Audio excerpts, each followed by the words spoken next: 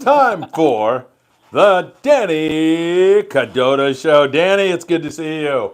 Good to be here, Phil. Man, I'll tell Were we you. here about 5 minutes ago? Was that a dream or is that true? I think we were, right? Yeah, it was. Hey, Nice. well, thanks for the warm up, everybody. It's Yeah. great to be with you. And of course, Danny's got a great show lined up. We, of course, will be taking all your questions tonight. So if you have a question for Danny or anybody else here, well, no, Danny, because this is Danny's show. Make sure you send them in. We are looking so forward to having a great show. Danny, you're going to be talking about not only the hot bites that are going on, but Wow. so much more, right? Yeah, we got questions coming already. I'm telling you, man. Holy moly. Man, they're Okay. rolling in. Doug Rubin from El Sueño down in beautiful San Diego, California is a great guy. Doug, it's good to be with you, my friend. Thanks for joining us here. And then 540 Slingers, that's Jeff Yeomans, who was in the Navy. So we thank you for your absolutely. services always. He's saying good evening to both of us. It's always good to see you. Dan Smith, who's a fantastic guy, says, hello, Phil, Captain Danny, and all of you fine fishing folks watching. It's a warm night. And it is, man. It's beautiful. And there are large bodies of fish ready to flood into SoCal. Hook up. Take your pick pretty soon. Dan Smith's talking about albacore, man. He's all over that, too. Daniel Liano says, hello, Phil. Danny, I'm so glad to be listening, driving home. We'll not be able to chat. Daniel, it's good to have you with us. Drive safe, my friend. Sure. Brian Wilson, going fishing on an overnight out of San Diego tomorrow night. The show is like an appetizer. Oh, yeah. Brian, Yeah, get him, man. ready. Get him. Get ready. Albert Ponce, I've been thinking about you, Albert. I'm so happy to see you. He says, good evening, Albert. My best to you, Crystal, the kids. We love you very, very much. Thanks for joining us. All right, I'm going to make a complete, let me read this. Actino, pet, whatever. Going on the producer for an overnight next week. What can I expect? Any tackle recommendations would be greatly appreciated. So, Danny, he's going on the producer. He's got to bring the kitchen sink, right? You got to have from a rail rod down to some, fairly light line to, I honestly with this size fish, in the mixed schools that you're going into, I would not put in less than 30. I mean, I used 30 on my last trip, and we got in some of the smaller fish below the Coronados. On our last day. And even at that, there are some 40s, 50s, 60s mixed in there. So you never know. So, it's manageable with 30. If it comes down to it, if they're that touchy, you'll have something that you could stand a chance with. But from 40, 30 on up for sure. Make sure you got a rail rod. Because if they're going out that night bite, if they're chewing at night, fish the heavy stuff. It gives yourself a good chance. And there's some big fish. There's some big fish being caught right now. So, Danny, we just got off the horn with an exceptional fisherman, Joe Russo. Yeah. Him and Pete Demers were out. Tell everybody, I heard it. Joe said he saw some fish come out of the water that he thought, if we hook one of those, we're in trouble. Yeah. Big. They're there. Giant. They're there. We've been seeing more and more of those big fish in that 200-pound plus range. And you got to be ready for it, folks. They're no joke. So you got to have your 100, 130-pound rail rods and then scale it down as much.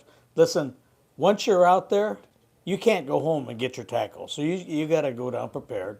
I mean, obviously, like I would X-nay my 20 and 25 with the grade of fish that you're fishing for the most part.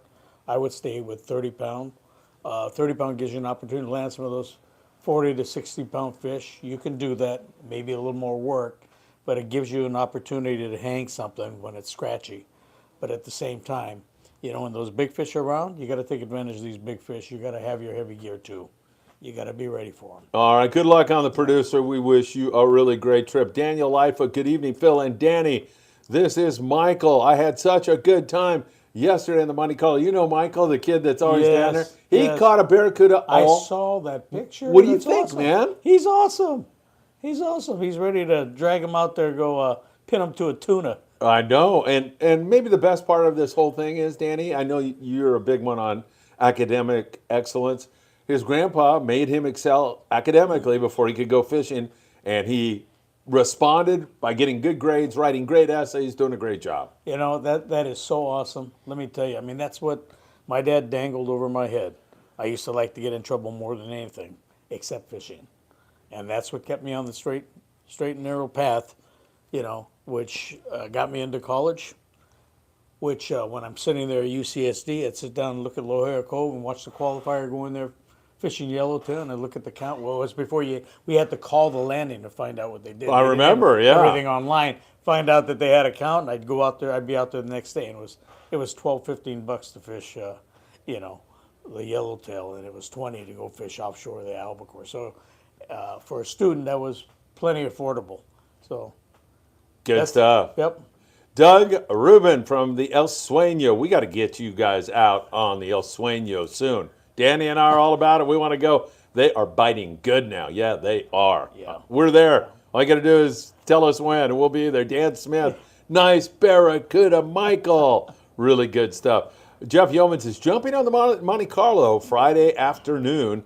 Are either of your guys on board? Man, I start working the fair tomorrow. Oh, yeah. No, I'll be tied up tomorrow too. Man, but Jeff, good luck, man. I know you're going to have fun with your 540, and afternoons have been the best time. That's subject to change. I'm not telling you not to go in the morning, but the afternoon bite has been really, really good. I don't know about today. I've been tied up with some stuff. I haven't been able to research the bite today, so if somebody out there knows something that I don't, it's been mostly, for whatever reason, an afternoon bite. Jason Lawler says he'll see us around 7:30. He is the Galley chef, not cook, on board the Amigo, putting out great culinary masterpieces, and he's also a heck of a stick. Loves to fish, Danny. That's awesome. Well, that's a win-win deal.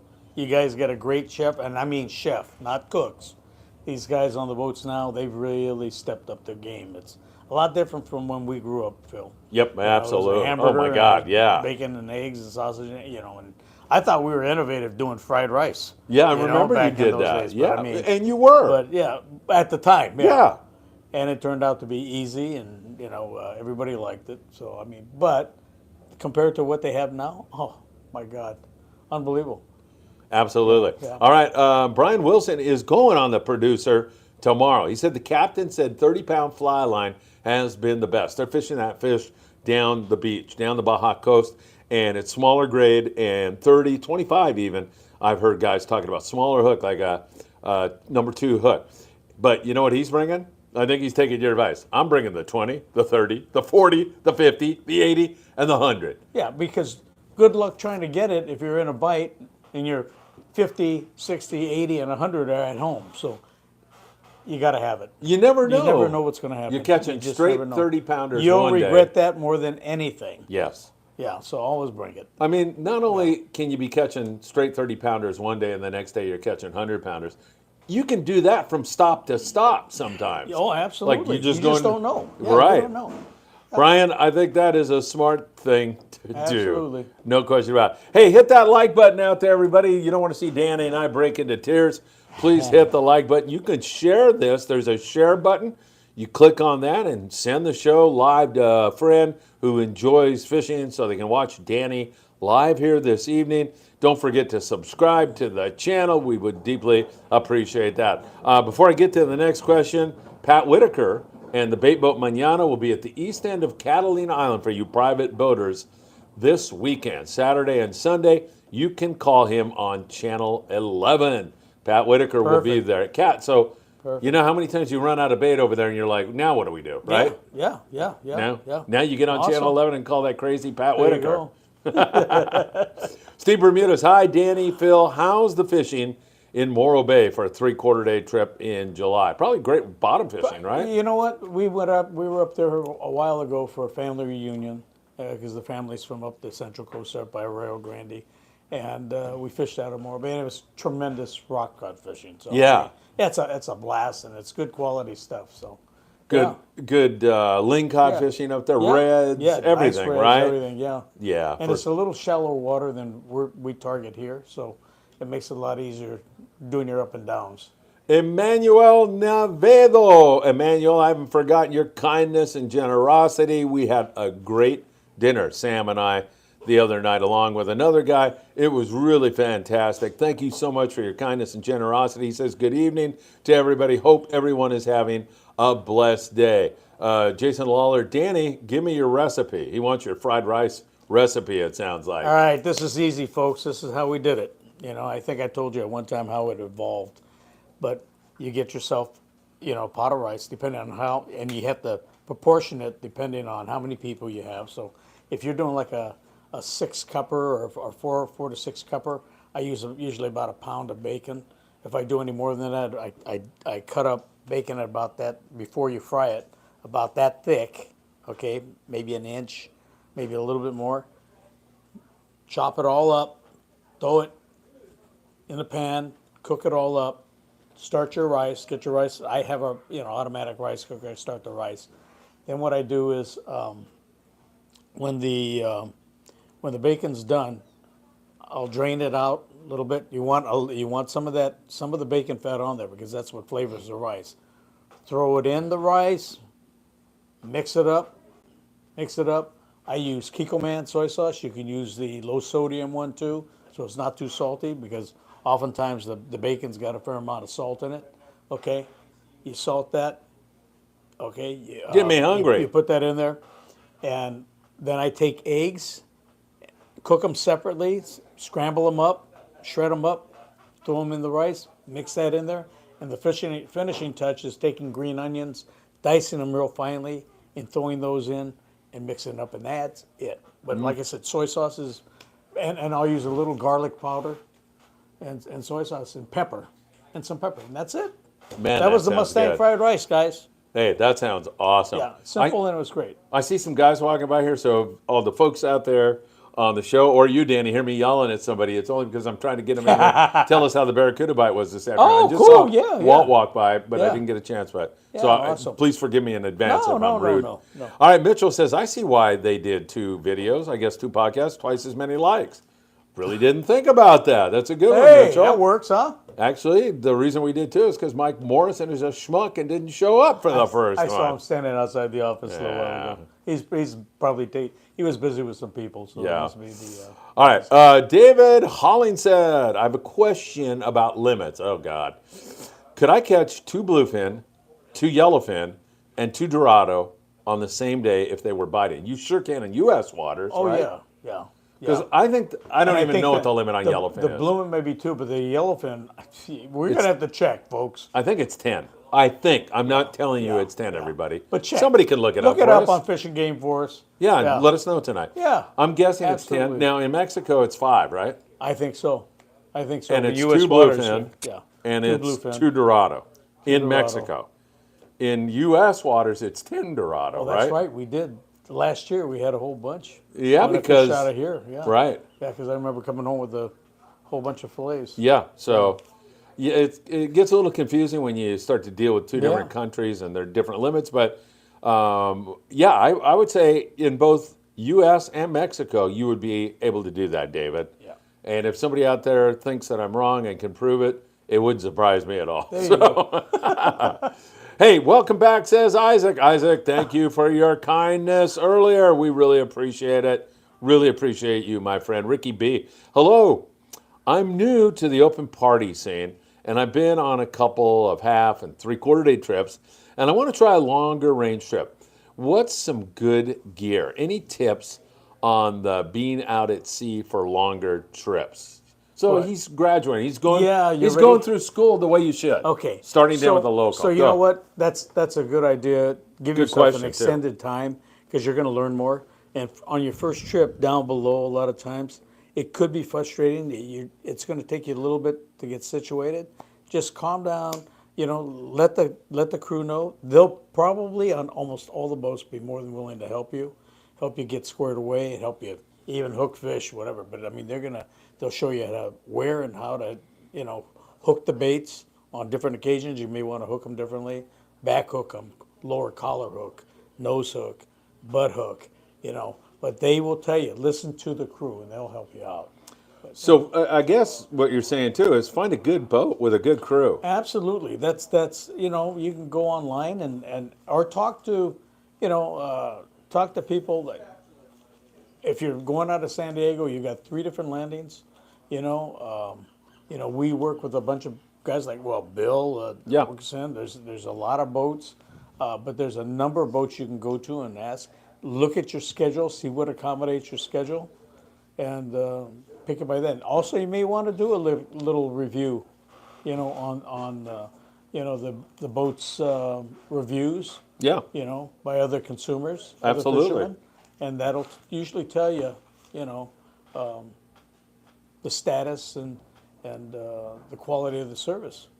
And Ricky, your question about what kind of gear do you bring? Well, it depends upon where you're fishing. If you're fishing a 3/4 day boat out of San Diego, you might have to have some tuna gear. If you're fishing up here, you probably have to have Barracuda type gear. And that's just volatile; it changes all the time. Yeah. So it's hard to answer that question. I would suggest that you contact the landing a few days before your trip and find out more about what it is they'll be fishing for, or watch our morning briefing every morning. We kind of lay it out, what's biting, where it's at, and then that'll give you a better idea. All right, Isaac loved my comment about Mike Morrison, calling him a schmuck. Yes. Hello, McFly. He's a great guy, new angler. Hello, fellow anglers. Good to see you here. Halibut man. Mike 3 schmuck. I didn't mean to. Everybody likes my schmuck comment about Mike. Dan Smith. Man, Danny, if I was on another boat and smelt that rice cooking on the Mustang, I'd jump ship. I don't care how many Makos were around. Me too, man. That sounds really good. No, it was always a good thing. You got people going in the morning. Did anybody Filled it up. adopt that from you? And Oh, I'm sure. Oh, yeah. Other boats? I look at generally on almost even the long range boats. One of the morning meals a lot of times is a fried rice deal, and it makes sense. In the old days, here's what got me. We would expend hours and hours in the galley doing individual breakfasts. We'd have to have bacon, sausage, ham, and you'd have to have that all cooked and ready. Yeah. And you didn't know what the people wanted, so you Yeah. had a tremendous amount of waste too. And then you cook eggs to order.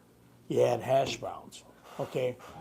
This thing, we make this, my grill was this big on the Mustang. We throw a 30-cup rice, a big mound of it. First we do the bacon, throw it on the grill, then we throw the rice on, mix it up, hit it with the soy sauce, the salt, the pepper, not the salt, but the pepper, and maybe a little garlic powder. Mix it all up, then throw the eggs in it, then the green onions, and finish it up. Then we throw it back in the pot, that big rice cooker. So, if you're moving around, it stays warm in that pot, and then we would just have the whole grill open to make you eggs to order. So if you wanted a couple of eggs over easy with it, we'd scoop out a bunch of rice on the plate, cook a couple eggs, throw it on top, and man, you're good to go. man, that sounds fantastic. Yeah. Danny, you remember the guy that caught that big white sea bass on our Apollo trip? Yeah, Carlos? yeah. What a nice guy he Yes, is. Yeah, he's yes. here. Carlos Hey. Mosquera, Danny and Phil, good to see your faces. I was just watching the video of our Apollo trip. The best trips always come and go too quickly. Oh, yeah, Hope we you're had- well. What a great We guy. had a blast too. Carlos, you're the Great man. group of people. Yeah. It was just a blast. It really So, was. I'm filming all the time, and Yeah. I rarely get a chance. I did fish with my Yeah. brother. I couldn't resist. Yeah. But, and you too, on that Apollo trip, you gave me like half your halibut. You had a big halibut, gave me half of that. Carlos, he said, do you want a little piece of the white sea bass? I said, yeah. He gives me like half of the fish, man. This is the kind of generosity from both you gentlemen. It was great people. I mean, just everybody on board. That Apollo trip was phenomenal. The food was at a different level. That Yeah. was out of sight. Yeah. It was unbelievable. Hats off to the whole operation. It was a great job. Carlos, good to see you here, my friend. Hope to see you really, really soon. Omar says, I love this, Omar. Omar, come down here so I can give you a big hug. He says, forget Netflix. This is the best show around, right here. Cool. I love it, Awesome. man. Thank you so Awesome. much. Question for you, Danny. Yeah. From Rick Slater, he says, Barracuda or sashimi? If you were going to eat Barracuda, one of those two ways, what would it be? I've never had sashimi Barracuda. I haven't either. I'll bet it's I got to okay. tell you, it's probably okay. I know, the slime, the whole... The smell. It's of not the slimy, though, but slime. you still have that Yeah, in your head, right? Yeah, it's tough. I've never have. I have had know. ceviche, so kind of like poke. I could see that. It's but good. But ceviche, you got to marinate it in Right. lime and everything else. Right, and poke, Yeah. you got soy, Yeah, and yeah. what else do you have in poke? Yeah. I forget. Oh, poke. I use sriracha. Yeah, use there you a go. Hot sauce. I'll use green onions. Soy sauce. You have a little more, in that, you know. I know. And there's no right or wrong way to make poke. Yeah. We've done 100 Make it different the way ways. you want to make it, Exactly. right? Put in your favorites. Somebody asked me, like, what's your recipe for ceviche? And I'll tell them, but I'll go, but by all means, if you don't like jalapenos, don't put them in. And if you like bell peppers, put them in there. You know, whatever you like. Make it your creation. You're right. And I got to tell you something. Going down to the Bay of L.A., the last time we were down there, we got this recipe on yellowtail. You know, in years past, in Mexico, they would let the ceviche sit in the lime for a long time till it turned colors, right?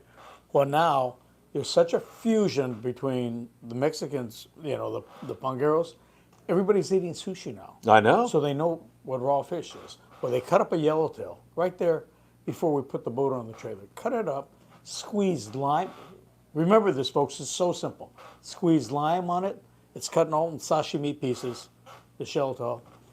Squeeze the lime, tapatio, Kikkoman soy sauce, okay? Dice up some cilantro, throw it on top. Dice up some red onions, throw it on top. And then you can do serrano peppers. You could do it, you know, if the seeds are too hot, take the seeds out. And you could just cut some, and maybe put seeds on half of it or whatever, depending if you guys want the heat. But the flavor from serrano is tremendous. So you could take the seeds out, put that on half, you know, and then serve it with tortilla chips or crackers, and it's out of sight. And you don't have to wait till it cooks through. You could eat it raw. It's unbelievable. I've done that for parties. I've done it on the American Angler when we, on our trips, show these guys how they could do this at home for Christmas parties and whatnot. And it's a killer. It's an absolute killer. It's very simple too, folks. That's awesome. Yeah. You know, I met my wife in Costa Rica almost 30 years ago, and I took her out for sushi. And she's like pretty meat and potatoes kind of girl. Yeah. Born in San Jose. So, you know, she's, you know, black beans, some chicken or and she's looking at me like I have fallen from outer space eating raw fish. And she gets these giggles and she and she couldn't believe. And I'll tell you now, I mean, I say, hey, what do you want to, oh, sushi, let's go. You know, she's nuts about it now. Oh, yeah. But at the first, you know, she thought I, you know, was a nutcase, man. Like, this guy's eating raw fish. He's crazy. Well, it's mainstream now, folks. It's pretty, you know? absolutely. Yeah. 100%. Hey, Frankie Sanchez says he'll be on the Monte Carlo on Saturday afternoon. Frankie, we wish you the very best of luck. As I just mentioned a second ago, the afternoon's been the best fight. Saturday, you might get a lot of boat pressure, but he wants to know suggestion on the lures, Danny. What do you suggest? I would say 45 lights and Caddy C's? I love C's, yeah. And you know, for Barracuda, I like the single hook. You got a whole bunch of those right behind you. You just grab it like this, folks. There you go. Grab it, hold your Barracuda, go to your gunny sack, turn it, put it in the gunny sack, and turn it like this and go. Yeah, 100%. Done deal. As long as it's legal. Make sure it's legal. Yeah. Yeah, well, I will preface it. 28 inches, folks. But if there's any doubt, you do that over the water, right? Yeah, if it's that close, let it go. Yeah, you know, right. If they're biting good, you'll get them. But, you know, when we were on the Islands Fair, I think there was one short. There was some nice gar, man. Yeah. So chances are you probably won't have. There was some really nice Barracuda. Yeah. It's so and nice to see Don't them take a back. chance. If it's even close to short, I would shake it off. It's not worth the headache. What do you want to tell our friend Frankie about color? Anything? You think it's irrelevant? You know, like I said, I've always been using the greens. Yeah. And you know, that's because it's the Mustang color. Then I talked to Scott Manson the other day. You know, who was doing all the history on the Tatty deal. Yeah, right. And you know, we had the Detroit Diesel green where we took the engine room spray can from the Detroit Diesel, and I sprayed over some. I used to get Taddy Shimizu would bring me a ton of my 45s and C's, and so I'd have so many in the Mustang color. I'd actually just took the Detroit Diesel and shot it over the top, and you can see the teeth marks and everything. So it was a combination of Mustang green and Detroit Diesel. Good combo. There you go. All right, good luck to you, Frankie. We hope you get them. Yeah. Isaac says, Ethan and I are fishing Saturday night to Tuesday morning. I think the weather looks good on windy. What are your thoughts? I looked at the weather, but I don't have it in my head. Isaac, I'll look at it tonight, mention on the morning briefing tomorrow morning. But man, that sounds like quite an adventure. I think what they're doing is they're going on an overnight trip. They're getting in, and then they're staying on board and going on a day and a half trip. Oh, You gotta love that, right? yeah, yeah. I mean, his kids are so blessed to be yeah, with a dad that's like awesome. that. That is so cool. Those are the kind of dads we need in the world now, right? You know what? My dad knew that I would not be good on the streets. It was much better to get my focus on, and it kept my grades up too. Yeah. Kept my nose clean by dangling that fishing trip, and it worked. And I'll say it worked for me. So it was a good deal. Yeah, me too. Yeah, Same thing. yeah. I was prone to screwing around quite a bit. Yeah, I was too. Say it. And to this day, I always feel like if I get like too much idle time and my crazy brain starts to, it's not good. Time to go fish. Yeah, time to fish or just work harder and keep Yeah, it going. yeah, So yep. that sounds good. All right, good luck to you guys. So we hope you have a great trip. Jamie Fernandez Jr., what's the best but mid-price yellowtail drag reel system and rod? Jamie, I'm just going to tell you right now, I'm so bad on numbers of rods and blah, blah, blah, blah. I'm not good at that. I don't know if you're good at that, Danny, or not. You're probably gonna. Here's the deal, you're gonna fish bait. You're gonna fish. You have a jig outfit. There's so many different modes of catching them. If you're gonna yo-yo fish, you probably don't want too long of a rod. 7.5, maybe something like that for yo-yo fishing. For fishing, and generally yo-yo fishing, particularly like some of the bigger tails when they start coming up, you want to have, I would say a 40-pound stick, maybe 30, because you could use it for bait too. But I like throwing my yo-yo stuff with 40, and when I go down below into Mexico, I fish that with 50, Yeah. and I'll scale up on my reel size. But yeah, it depends what you have in your arsenal. I always have a jig stick, a 9-footer, for throwing the light iron with. And so, oftentimes I have two 40-pound outfits. I don't count the jig stick as part of my bait outfit. So I have a bait rod plus a jig stick. And that's the only jig stick I have is my 40-pound 9-footer. And see if you agree with me. Jamie wants to know what reel would be best. Daiwa's our sponsor. We love Daiwa. They make good reels, but Shimano. Yeah. All these guys. They're all Shimano, who am I thinking? Accurate. I fish Accurate. Yeah, I Accurate. fish all Daiwa freshwater stuff. Shimano's had good. I mean, I did a lot of stuff back in the day with Toyo Shimano, and when Shimano and Loomis were together, they outfitted all my straight graphite Loomises, and they complemented well. And I was using the first Trinidads. I had some of the experimental Trinidads before they even hit the market, and then later on with the Telecas. So it's kind of depending on the budget you have, but there's a lot of great reels on the market. What you do is really go to your local tackle shop, somebody that's nearby that comes Somebody you highly trust. recommended. Somebody you trust. Talk to your fisherman friends. Where do they go? And I trust most of those guys in all the tackle shops, so they'll steer you right. Yeah, that's a good They're not going to suggestion. give you the wrong But stuff. pretty much any of the big name brand reels Oh, absolutely. are going to They're be good, all- right? Absolutely. So then Yeah. at that point, Jamie, you could shop for price maybe, or look for Yeah. that kind of a deal. And as Danny says, find a tackle store where you have a relationship. If you don't have a relationship, make one. Start to know the guy. And go by the recommendations of the shop owners and Yeah. whatever, And I would support them because they're not going to put you on a piece of junk because their name's behind that now. That's right. They put their expertise on the line to help you out. And if they want that long-term relationship, they will take care of you. That's right. And they'll back you on that. That's right. Jamie, have a great trip, and if you have a trip in the future, and thanks for the great question. Speaking of really great people, Tim Marquez is another one of those guys. I don't know what it is about our shows, Danny, but we get so many good people. Tim, when we were packing all the clothing for Mexico, came down and spent several hours just working with us and packing and listening to my dumb jokes, which is probably the worst part of the whole thing.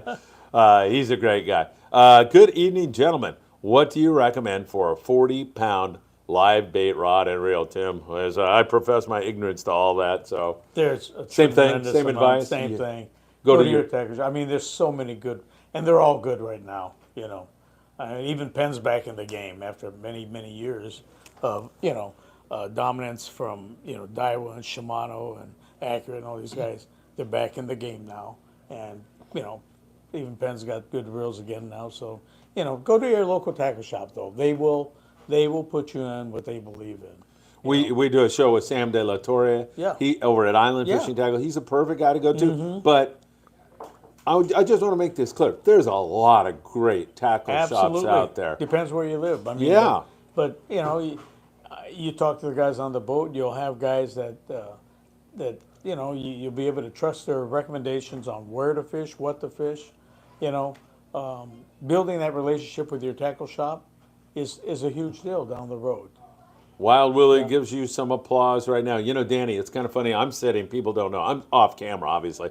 And I can watch the guys that are coming for the Freedom tonight. Yeah. I swear to God. I don't know why this got into my demented mind, but you watch a guy and you see his gear and it's not really up to snuff. And he's kind of walking like with some hesitation. Then you get like the guy with all the gear and he comes swaggering in. I'm watching this and I'm thinking, this is like a freaking gunfighter coming in a Western. The gunfighter's going to kill everybody. Hold me back. Swaggers in. He's got all the gear ready. It's funny. But what a view I have here. Well, you at this point you can't go home and get new tackles. So you got to do your homework prior to going out on the boats, folks. Yes, You really yes. got to do homework. It's like anything. The more diligence you have on your homework and you're studying as far as what you're targeting, where you're going, and everything else, and that has to do with knowing where you're going to be fishing. Yes. Catalina, you're going to be fishing offshore. Absolutely. Your gear is going to depend on that, folks. Absolutely. Isaac says, for landings, Danny, Seaforth has free parking and lots of it. It's my secret spot. He likes that. Yeah. It is convenient. It is convenient. Although I did leave a catalytic converter there one time. Oh, did you? Did you get your catalytic? I finally did. You did? Yeah. This is my third one now. Wow. What the I heck? lost one of my drivers, one at Seaforth, when I took my daughter when she was really young, So, and we got home, we got back to the landing at 11 o'clock, so we drove from San Diego, from Mission Bay to San Pedro uncorked. Woke up the neighborhood by the time we got back to Pedro, Yeah. But yeah. But that can happen anywhere, folks. Yeah. The last one happened in front of my one of my daughter's houses, when Gail dropped off the grandkids. Yeah. And it was done before it got even dark. It was like before 8 o'clock. Bill Varney Unbelievable. was, Bill Varney, he Yeah. writes all the surf fishing books. I was talking to him yesterday, and he said he was at the Rouse over on Warner, like Huntington Beach, and some guy came running out and saying, there goes my car, and somebody had just stolen his car and taken off in it, It is so crazy nowadays. It really is. I just want to catch one time. One time. I still have that at my age. I still have that in me. I want to catch them. Jason Lawler. Hey, Jason's right. Pokey is soy and sesame oil, and then whatever else you want to throw in Excuse me, there. I forgot the sesame oil. That's Yeah. a very important part. Do you like the taste of sesame oil? I Well, love it. for that, I mean, there's no right and wrong on pokey, but the original pokies did have it. The stuff that we originally started with. Yeah. You can go lighter on it, or you can go heavy. It depends on how you take it. Hey, hit that like button, everybody. Don't forget to like, share, subscribe, and tick the bell. You'll be notified when there's special updates and more content. We appreciate all of you doing that. It means a lot to Danny and I, and can't thank you enough for that. And a reminder that I'll be at it again tomorrow morning with the morning briefing. And also a reminder that Tuesday nights we come to you live from Island Fishing Tackle. So some of these tackle questions that I am woefully ignorant about, that's a good night for you to come on. As I read Pale Reckoning's question, what is the best $500 range reels, and what are the first 4 sizes to get for rocks, to halibut to bluefin tuna? That's out of my pay grade there. I would defer to Sam on that one. So Yeah, I would too. Depending on where you go down, I have specialty reels for every single thing that I fish, from jig fishing. that's what I think it sounds like Pale Reckoning is after. Yeah. A $500 range reel for bluefin, I'm guessing? Would you? Yeah, and it depends now. I mean, here's the deal. There's so many choices now There's heavier models, that probably have a little bit more drag, but they're a little more cumbersome. And there's some that are machined out, like my accurates are lighter. Yeah. But I mean, there's so many reels. The Daiwas, I mean, they're all great reels. We didn't mention They're Abbott. awful. They put out great yes, product. exactly. So, Yeah. But yeah, there's so many. Go with I would go with the recommendation of the tackle shop you deal with, because he will be dealing with you in the future. So it's on him to give you his, to go by his recommendation. But there are so many, and like I said, even Penn's back in the game now. It took him a few years. Yeah, the Penn They're Fathom back, reel. They're back in the game now too. Those so. reels are like $350 or something like Yeah, that, and yeah. they're good. But they're all up in that upper range. Yeah. So, talk to your tackle shop guys. They could probably pick them all apart and tell you and give you the choice depending on what you decide on. Brian Wilson says what Jason was recommending sounds like a pokey ceviche crossover. He's dying to try it. Rick Slater, a question for Danny. A lake south of Corona, off limits, 10-pound bass, 6-foot catfish, had to sneak in. You never went, but you know the name. Love you guys. Thank you. Thank you, Rick. What's he talking about? All right. Are you going to get in trouble? Has the No, statute no, of no, no, no. limitations run out on Yeah, this? yeah, we're good. Okay. We're good. So many years ago, there's a famous bass fisherman, and he... Are we going to get his name? Oh, yeah. Oh, good. Yeah. Rip Nunnery. A lot of you guys may know him. He used to manufacture, it was called Bandit Lures. Uh-huh. But Rip still has the all-time BASS weight limit record. I think it was like 90 pounds, but it was for 15 fish. This is down in Florida. Yeah. So that, to this day, if you look up BASS, he still holds the record. Rip lived out here in California, in the 70s and stuff, and he would oftentimes go into Bob's Fishing Tackle and Wayne's Tackle. He's good friends with the Kennedys at Wayne's Tackle. And I would see him, and he would mess with us. We were just starting bass fishing, trying to figure things out, right? Yeah. And,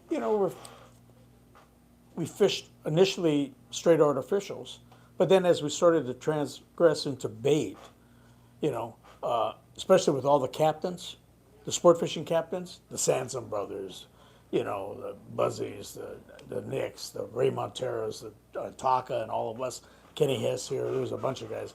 We used to bass fish. We started fishing bait. Well, we would talk to Rip Nunnery, and I can remember, this is a funny story, I can remember Taka talking to Rip, and he says, he had all these big fish that he had pictures of these big fish. And Taka said, well, where'd you get them? He goes, Hemet. So Taka takes his crawdads and mudsuckers, goes out to Hemet, loses an anchor in the rocks, and never catches anything, looked at a bunch of goldfish and stuff like that, right? Well, many years later, we got onto a lake, and what he's talking about is a lake called Vail Lake, which is a private lake. Right. And, we went in there, and I talked to the fishing game guys, okay? And they did all the initial forage fish, forage bait, the crawdads, and everything in the lake to get it going before it went private. And they did the initial stocking of fish. And it had a blend of, at that time, Northerns, and then later on there were some Floridas that were put in there. So they had that crossbreed, which created some of these big fish that we were catching at Castaic, Casitas, and San Diego lakes, right? Yeah. So we go down there, many times, and Rip told Taka, he got him at Lake Hemet. Well, we knew he was joking, once he got there, but he suckered Taka into going out there. It's a funny story. Yeah. So one day we're out at Vail trying to learn this lake, and I see Rip Nunnery, and he's throwing these big water dogs. I got him on the glasses. Oh. So I sneak up behind him, and I go, Jay, I didn't know we're at Hemet. Because he was telling everybody he was catching these them big at bass Hemet. at Hemet. Yeah. No, he was getting them at Vail Lake. Ooh. So that became busted. That became a phenomenal lake. I've had, I dumped one close to about 18 pounds, but we had, my biggest one there was, I had a couple of 14s and stuff, but I dumped that big one there, not too far away. But I've had, my friend Freddie and I went there, and we had a record limit. It was over 100-pound limit. Wow. And It's amazing. Freddie's so competitive, and I'm so competitive. We wouldn't stop fishing. Finally, I said, Freddie, stop. We got to stop. Got to count these things. And we go, oh my God, Freddie, we're stinking over the limit, And we had almost, and it was our egos. And I said, okay, we got to let them all go. We got to let everything go. So we were releasing, after that, we were releasing like 12s and stuff like Oh, that. my Some of God. the bigger fish, but they were alive. Yeah. And we ran out of bait. Thank God. Or you would have kept going. Yeah.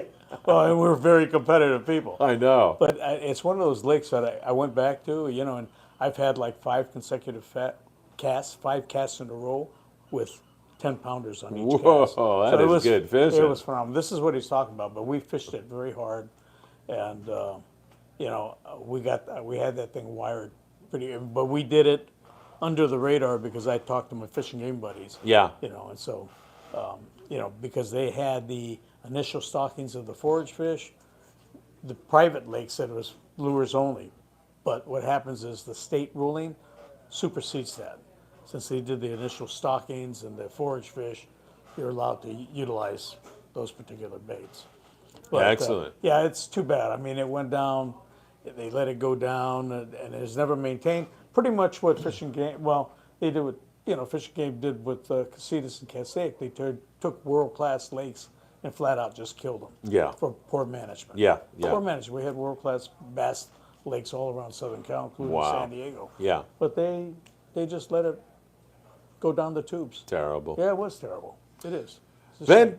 Ventura Harbor Sport Fishing. Don't forget to visit our friends there, 805-676-3474. The Endeavor with Tucker McCombs. I was just out with Cody Rogers on board the Island Spirit and Steve Virtue on the extended half day, California. You'll have a great time. Frankie Sanchez says he's going to pick up some of the jigs you just spoke about at 22nd Street Landing.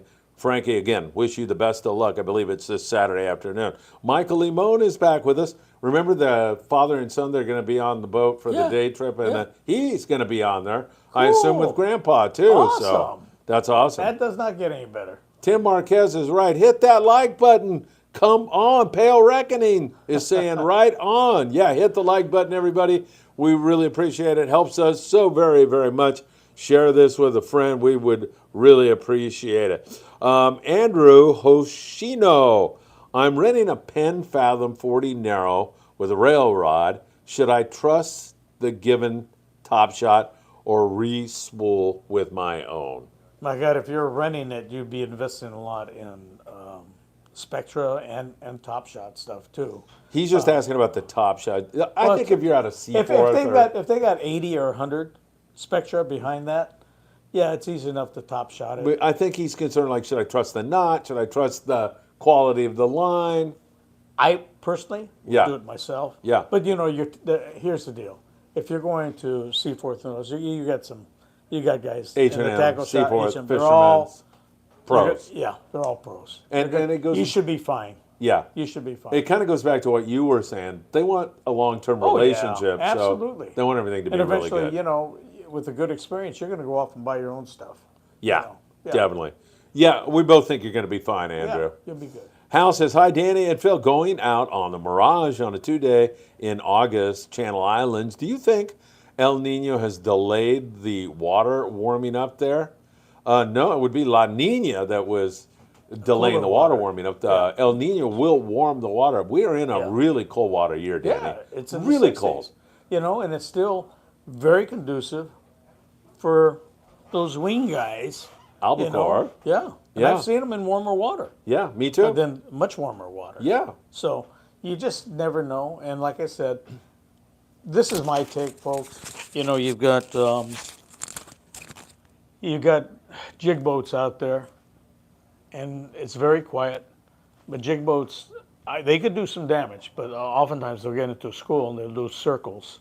They'll just turn the boat in a circle and they'll just keep pulling fish all day long.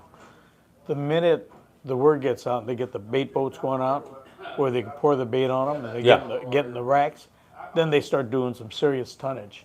And that serious tonnage will change the game. So a lot of times the dope's not going to come out on those areas, and that if it is going on, they're going to keep it quiet. Look who just walked in to do his 5 o'clock podcast. I had to go to Home Depot. Well, There you you didn't go. tell me. I broke into tears. I thought you didn't like me anymore. Your heart broke. Do you want to jump in with Danny for a second? Or are you busy? Mike Morrison is here, everybody. What's up, Mike? Mike just brought us some pizza. There you go. There he is. He's the man. Hey, Mike, thanks for that pizza, man. Appreciate it. Anytime. There's plenty of You know I'm All on a right, bud. carnivore diet, so thanks. Yeah, you can eat, just pick the meats off. That's what I do. That's exactly what I do. Hey, you don't have to shut that. Yeah. Oh, that's all right. Have fun out there. What are you doing? What's the occasion? Pizza. Oh, okay. Ah, pizza. Hey, is this the gentleman that I saw in a video the other day? Were you on the Pride? Yeah.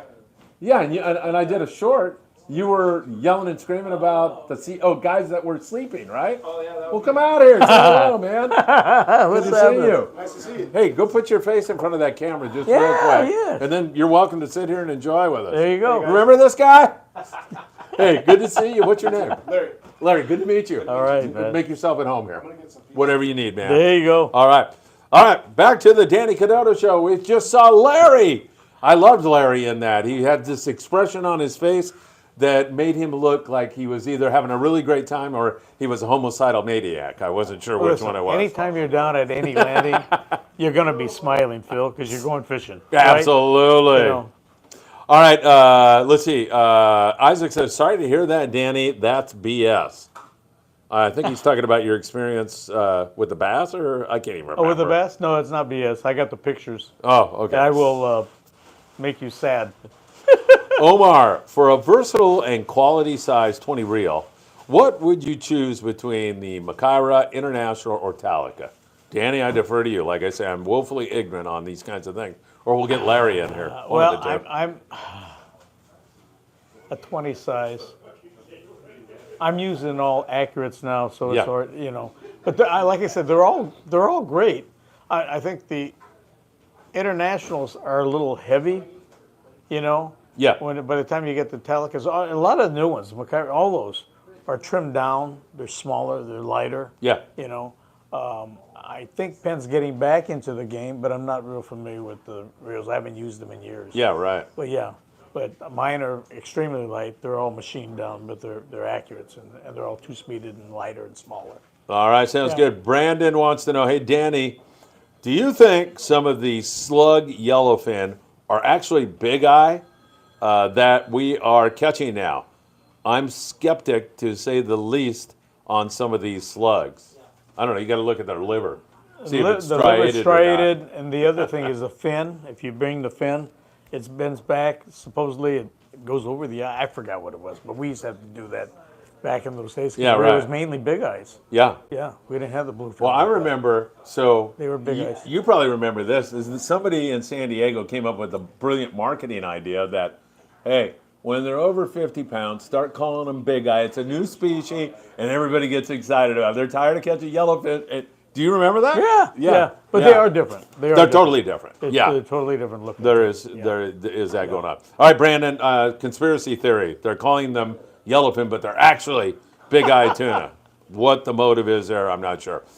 Pale Reckoning, Lake Matthews in Riverside. Riverside. Now, I have fished that. I was very blessed to go in there with Fish and Game, and it was phenomenal fishing because it's never been open, you know, other than the poachers would go in there. But a lot of poachers wouldn't go in there because of the fact that there's so many rattlesnakes as they're walking through the brush. Yeah. But one of the old icons, captains years ago, a guy named Herb Curley. Oh, I remember Herb used to wear chaps. Oh, okay. But I just wouldn't be able to take it when you hear this bap and it hits your leg, you know. What's up, Danny? How you Good to doing? see you. How are you? Good, good. What boat are you on? The Freedom? Yeah. Are these guys all on the Freedom? Or they're On the Freedom or the Pride? Pride Charter, Oh, right cool, on. Cool. Very good. Awesome. All right, back to the show. Awesome. So Lake Matthews was awesome. It's interesting because going in with Fish and Game, we were doing sampling, Yeah. and the bass were healthy. Okay. Ton of stripers. Yeah. But they all looked like barracuda. They were skinny. So it's telling me that the fin fish, the shad stuff, was very depleted. Janelle, you want to jump in front of the what's camera up? and say hi to everybody? You can make a How special. you doing? How are Janelle you? is one of the people that makes 20 seconds. Oh, for Danny absolutely. So special. Absolutely. Just give a wave Yeah, to everybody. say hi to everybody. Come on. Just walk in there, look down at that. Oh, you Perfect. can. There you go. There you go. You make sure There you you see go. her when you You come bet. down here and thank her for all her hard work because we drive her absolutely crazy some nights love you guys. when we're Oh, yeah. going through lunch. Okay. Janelle, love you too. You want pizza? No, not right now. Thank you. Yeah. Thank you so Maybe much. later we'll have some. You want to eat pizza during your show? You're welcome. No. Yeah, save us a piece. So anyway, Anyway. Riverside was a cool deal because Yeah. I got to go in there and fish it with Fish and Game, and it was fun. But they did notice that the shad population was down because of the stripers demolished it. Yeah, The bass were healthy and they were fat because they were eating crawdads. excellent. You know. All right, Michi. Hey, this is why we love our audience. He's coming in with his reel, $500. He says, go with an Abbott HXW. It's a great reel. Michi, that's good enough for me, man. Sure. Appreciate the advice there, my friend. Chris Pro, coming from out of town, planning is a must, but it's hard to do when the landings can't give you any information on where you're going and you can't get a hold of the captain. Chris, those decisions get made on the way out sometimes. Yeah, so it's not that they're being difficult. There's There's no hard and fast rules. No. It changes daily. they can give you And a it's ballpark tough. idea. It's tough. So when you're prepping tackle, especially if you're coming from out of town, you probably want a lighter reel for when the fish get touching. I would say a 30-pound. Right. And use something that's maybe 30, 40. So all you have to do is change the fluorocarbon top shot or whatever it might be. Yeah. Okay. And then have a heavier reel, one that's in the next class up, maybe a 50, 60. Yeah. And then you're going to need an 80, 100. You're going to need a rail because some of these things are huge. Yeah. You know, so you're going to need a two-speeded reel with probably a minimum of 100-pound backing for sure, maybe 130, and then top shotting anywhere from 100 to 130, 130. And if you're fishing at night, you want to get away fishing with your heaviest line you can get because they're not finicky when you're dropping these 400 grams and stuff like that. It's crazy. Yeah, That's Chris, crazy, and so yeah, I get it's difficult, but even if you could get a hold of the captain, if you called the captain and said, "What are you going to be doing a week from today?" He'd say, "I have no idea." Changes every day. Yeah, I have no Changes idea. every day. But I think Danny's suggestions are pretty sage. You got a 30-pound, you got like a 50, 60-pound, and you got a 100-pound, and That'll keep you covered. that'll keep you covered. Probably in- 80, 90% of the time. Yeah. Yeah. And if you get into some of these 200-pound fish, even with your heavy line, we're all going to be challenged. So it doesn't really matter, but it gives you an opportunity. If you hook one with a 100-pound, you'll have a shot on it. Pale You definitely have Reckoning a great says, shot. thank you, Michi, for the advice. Wild Willie, Phil, and Dan, you like trout fishing? Check out Outer Creek in Utah. Just got back from there for the 4th. Lake trout average 4 to 8 pounds. Man, Wild Willie, that sounds like fun to me. Oh, my God. Those I are love nice Utah. fish. I love Utah. Yeah, do you? and It's they're- gorgeous, they're- isn't it? They're spoiled. One of my crew members, Kohei Kikuchi, used to work at Yo's, and he would work for us on the Mustang, too. He's a good friend. He and I went over to Utah, and we were going to fish with my cousin, who's a guide. And he's one of the top guides in Utah. But he was off goofing off with his buddies in Montana fly fishing. So Kohei and I went down to the Green River just below Pleasant, was it Pleasant? Not Pleasant Valley. What's that big one there? Anyway. It'll come to you. Yeah, it'll come to me. Yeah. So Flaming Gorge. There you go. Just below. And my cousin tells me, here's the deal. Go down, fish the launch ramp before the boats get in there. When the boats come down, fish above there, from there to the dam. And then when the boat's all launched, then fish below the launch ramp. He says, so I says, no, we don't need a guided trip? He goes, oh, heck no. And he's sharp. He knows everything. So Kohei and I go in there, and we slayed them. We caught well over 200 fish and got to a point where it was almost stupid, where, we'd catch them on the dry, and then I couldn't see the little blue-winged olive, so I'd put a big yellow stimulator up about 2 feet, so it was like an indicator, because the blue wing was so small, it Yeah. was like an 18. Yeah. And they'd start eating that big yellow stimulator. I go, well, this is dumb.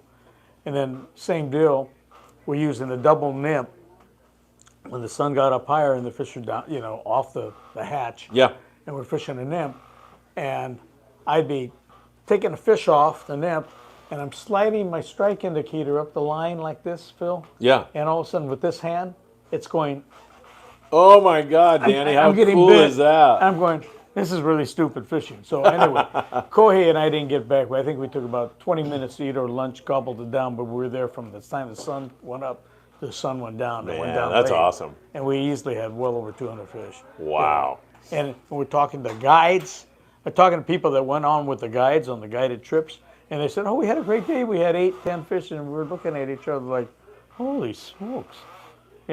So there's a lot of opportunity, having some of that inside information on things like that make a huge difference. Absolutely. Hey, we are coming to you from 22nd Street Landing, beautiful San Pedro, California. Notice I said Pedro for all those people out there who don't like it when I say Pedro.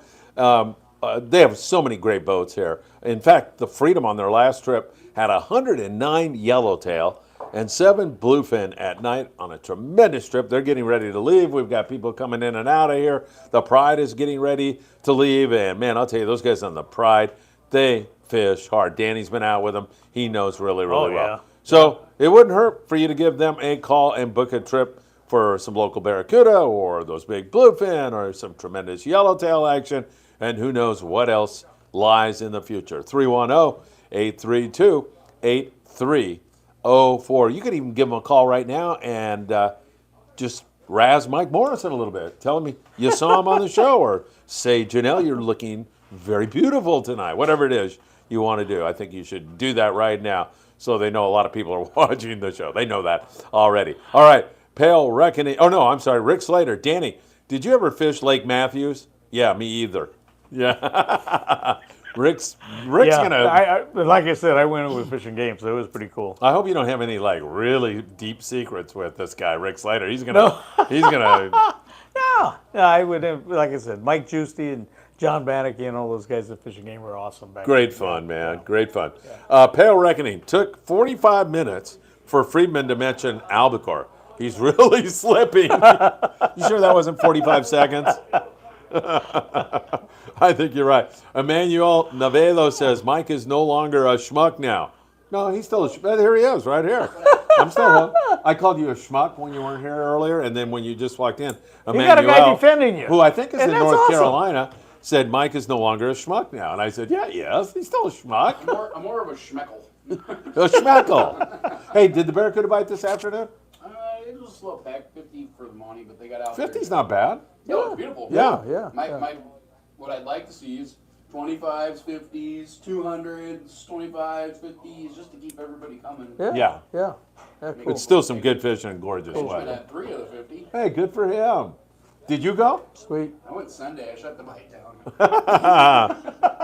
Oh my So God. keep that in mind, folks. If you're going fishing, find out if Mike's going to be on the boat. That's right. Perfect. And Yeah. Emmanuel, he is still a schmuck. Wild Willie, the Penn Fathom 80 is the same size an International 30. Just the 80 is way lighter and holds more line. Wild Willie, thank you. All the rods, all the reels have evolved. You are folks, and it has to. way, It's way very more competitive. Way more knowledgeable Yep. than me, Wild Willie. Thank you. Appreciate it. Brandon, Janelle is awesome. One of my favorite landing employees in Southern California. Extremely helpful. I think he's trying to get a date with her or something, isn't he? Yeah. Okay, Brandon. Thank you. Chris Pro. Thank you so much, guys. Hey, Chris, and don't forget, hey, I know I'm plugging my own thing, but morning briefing, I try to cover what's biting, where it's biting, and what they're using. So that can give you a pretty good idea also, Chris. Omar, hi, Phil and Dan. Is Danny going to be on the horizon August 15th? He is welcome to join us. Danny? We're talking about I think so. I'll put it in the calendar. Yeah. Yeah. I hope so. Yeah, we're gonna go fish with Bill. Yeah, I mean, Yeah, that'd be great. Danny's the best. When he's out there, he's very I love generous being out with there his time. everybody. And Yep. it's good stuff. Ernie Montano, hi, Phil, Danny, awesome podcast. For your information, I have a 2.5-day charter, weekday low. I know you do. I do not have your contact information in front of you. I don't know if they'll allow you to put a phone number on YouTube, but you can put it up there and I'll read it. But I don't have that in front of me, Ernie. So I know you got I think it's August the 8th, but I don't have the details. Brandon, has Lake Tahoe been all fished out, Danny? I noticed that not so many people catch much off the shoreline. It seems everyone is doing the down rigging on boats. And also, Janelle is so beautiful and so lovely, and I would love to see her again. No, actually, he didn't say that. He was, is Lake Tahoe fished out? You know, actually, there's a couple old deckhands that we had that have guide services up there. Yeah. And, you know, they do fish out of boats. They do a lot of down rigging and stuff like that. But from what I gather, it's good fishing. But you have to know the lake. It's like anything. You Yeah. know? It's local knowledge, folks. I don't know. I think I fished the shore around Tahoe when I was younger. Never did much. Yeah. Never did much. So, you know, you're always better off going with the guides. You know, they got it dialed in. There you are, Brandon. Yep. Ernie says it's the Amigo on the 8th, August 8th, I believe that is. And what can I tell you? You could, if you want to go on that trip, send me an email, walkwithphil@gmail.com, just for now. Or, hey, better yet, listen, go watch this morning's morning briefing. All the contact information is there for you. All the contact information is on this morning's morning briefing. Go listen to that. It's at the very front of the broadcast, so it has everything you need to know about that 2.5-day trip, which is going to be a great one with my friend Ernie. Check that out, and you get all that information. Charles Ribby, going out tomorrow night on the Mustang overnight trip. How you think we will do? How do you think they're going to do? You know what? On your old boat, That's my man? old boat, folks. You're going to love it. You know, it's a Drake. It rides nice. It goes into a slide well. When you're fishing, you throw in on that one the way the drift is, downwind corner. But they come, when they want to chew, that boat gets bit because it's got an extra sheet of plywood in it. It was the original Drake craft. So it's got 3 sheets of plywood instead of 2. So What are it her does fish dimensions? better. 65 by 20. Oh, okay. 65, 20. Yeah. And I know what you're going to say but some boats are fishy, some boats are not. It always fished. It Yeah. fished really well. And then I did different things to it. I mean, they've taken off the bait. I was into fish killing, so I had those big, huge 100 scoop tanks on board, you know, because the groups I carried, they were pretty serious guys. So I wanted to make sure we had plenty of ammo. Yeah. Yeah. That sounds good. All right. Manny Mercado says, Buenas tardes. Manny is down in the Bay of LA right now. They are having an amazing trip. I covered it on the morning briefing. They have limits of yellowtail, limits of cabrilla, all kinds of different fish. It's gorgeous weather. It's hot. You got to stay hydrated. Oh, yeah. I like that weather, though. But, you know, it's really hot down there. But Manny and Abdul Ryan, they are having just this wonderful trip, having so much fun. And I know that's a special place for you. Oh, I love it. I absolutely love that place. It's unbelievable. It's like from Seal Beach, I think I looked at it, it was 450 miles. It's not all that far. No, and it's a beautiful drive. Yeah, okay. Do you like driving then or flying? We drove down, and it's a beautiful drive. We went through San Diego, went across to Mexicali, went down to San Felipe, and we left early in the morning. So it's a nice drive. We just put it on cruise, keep it real slow. We stopped around, I think we had breakfast before we got to San Felipe. We drove down. We got down to the Bay of LA in the afternoon and had nice dinner, and then we're ready to go in the morning, get our gear ready, and, you know, ready to shoot out in the morning. But it's phenomenal. We got some new things. I don't want to disclose too many things, but we got some pretty innovative things going on next year that haven't really been done yet. So, and I could thank, you know, Steve. You told me for that. Yeah. You know, he's always tried doing all He's a this great travel guy. around the world. He's always staying on the cutting edge with everything, and that includes innovating the trips and doing different things. What is the name of his company? I can't remember. What is it? Anglers Travel Connections? Yeah, I think it is, right? You can find him on Instagram, everybody. And if you want to fish exotic locales and get treated right, you can't pick a better guy than Steve. And the thing is, he's going to prep you. That's the most important part about going to different countries. I mean, even telling you about the etiquette and things that, you know, that you don't want to do.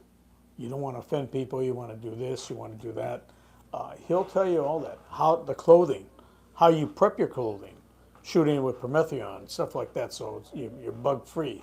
But he will make sure your trip, you know, as long as you listen to him, he'll dial you in perfectly on all that. And you've mentioned it. He's going to talk to you about how you don't offend people and stuff. But then he's also proactive in that he does a lot of giving away clothing, food.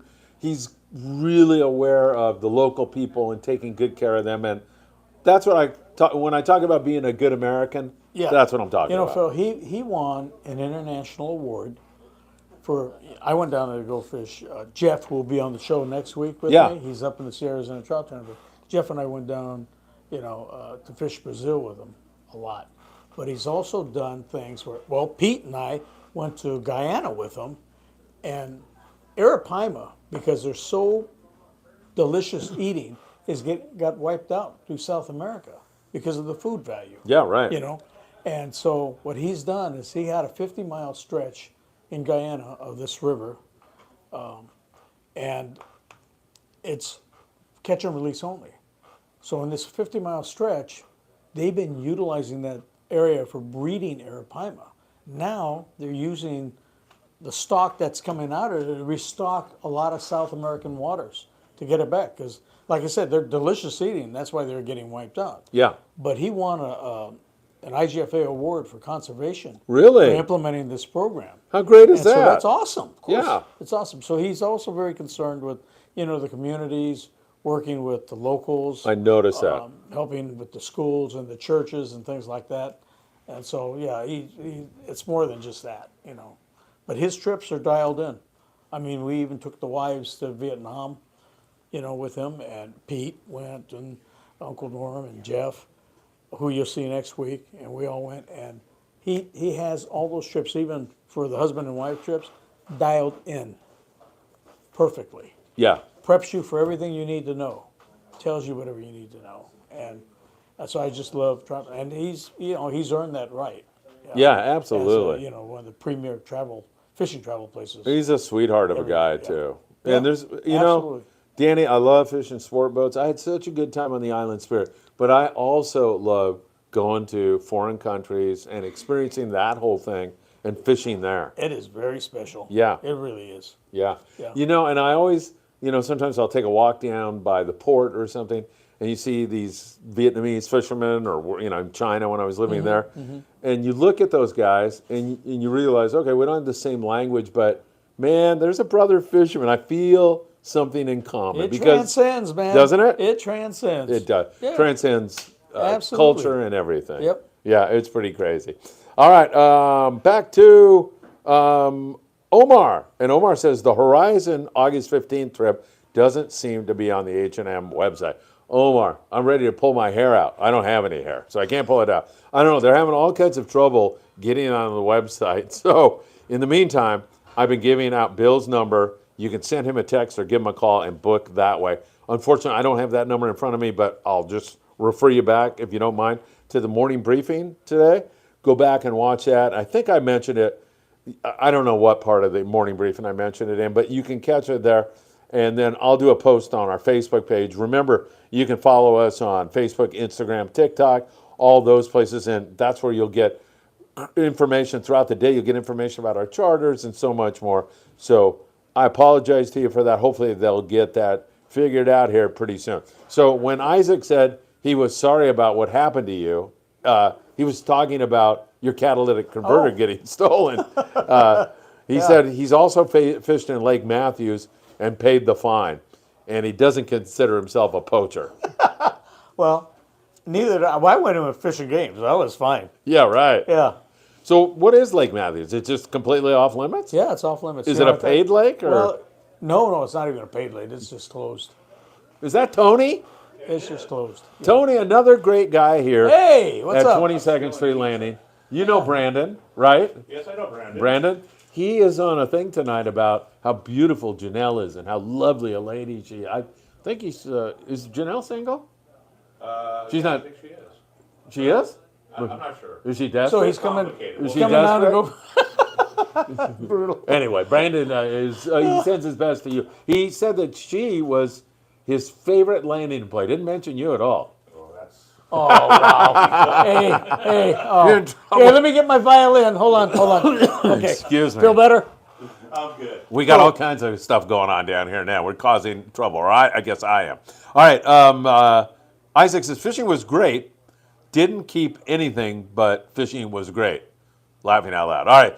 Jason Lawler says he'll be cooking on that 2.5-day trip that Ernie is making mention of, and you can find all that information on this morning's morning briefing. He can't wait for that trip. Cool. Ernie says, Jason, that was a condition for you to feed my fishermen on the Amigo. Yes, Jason's a great guy, and he's going to be here at 7:30. So Cool. if we keep going that long, and I'm not sure if we are or not, but maybe we'll get Jason on here to chat with you There you guys a go. little bit. He's always a lot of fun.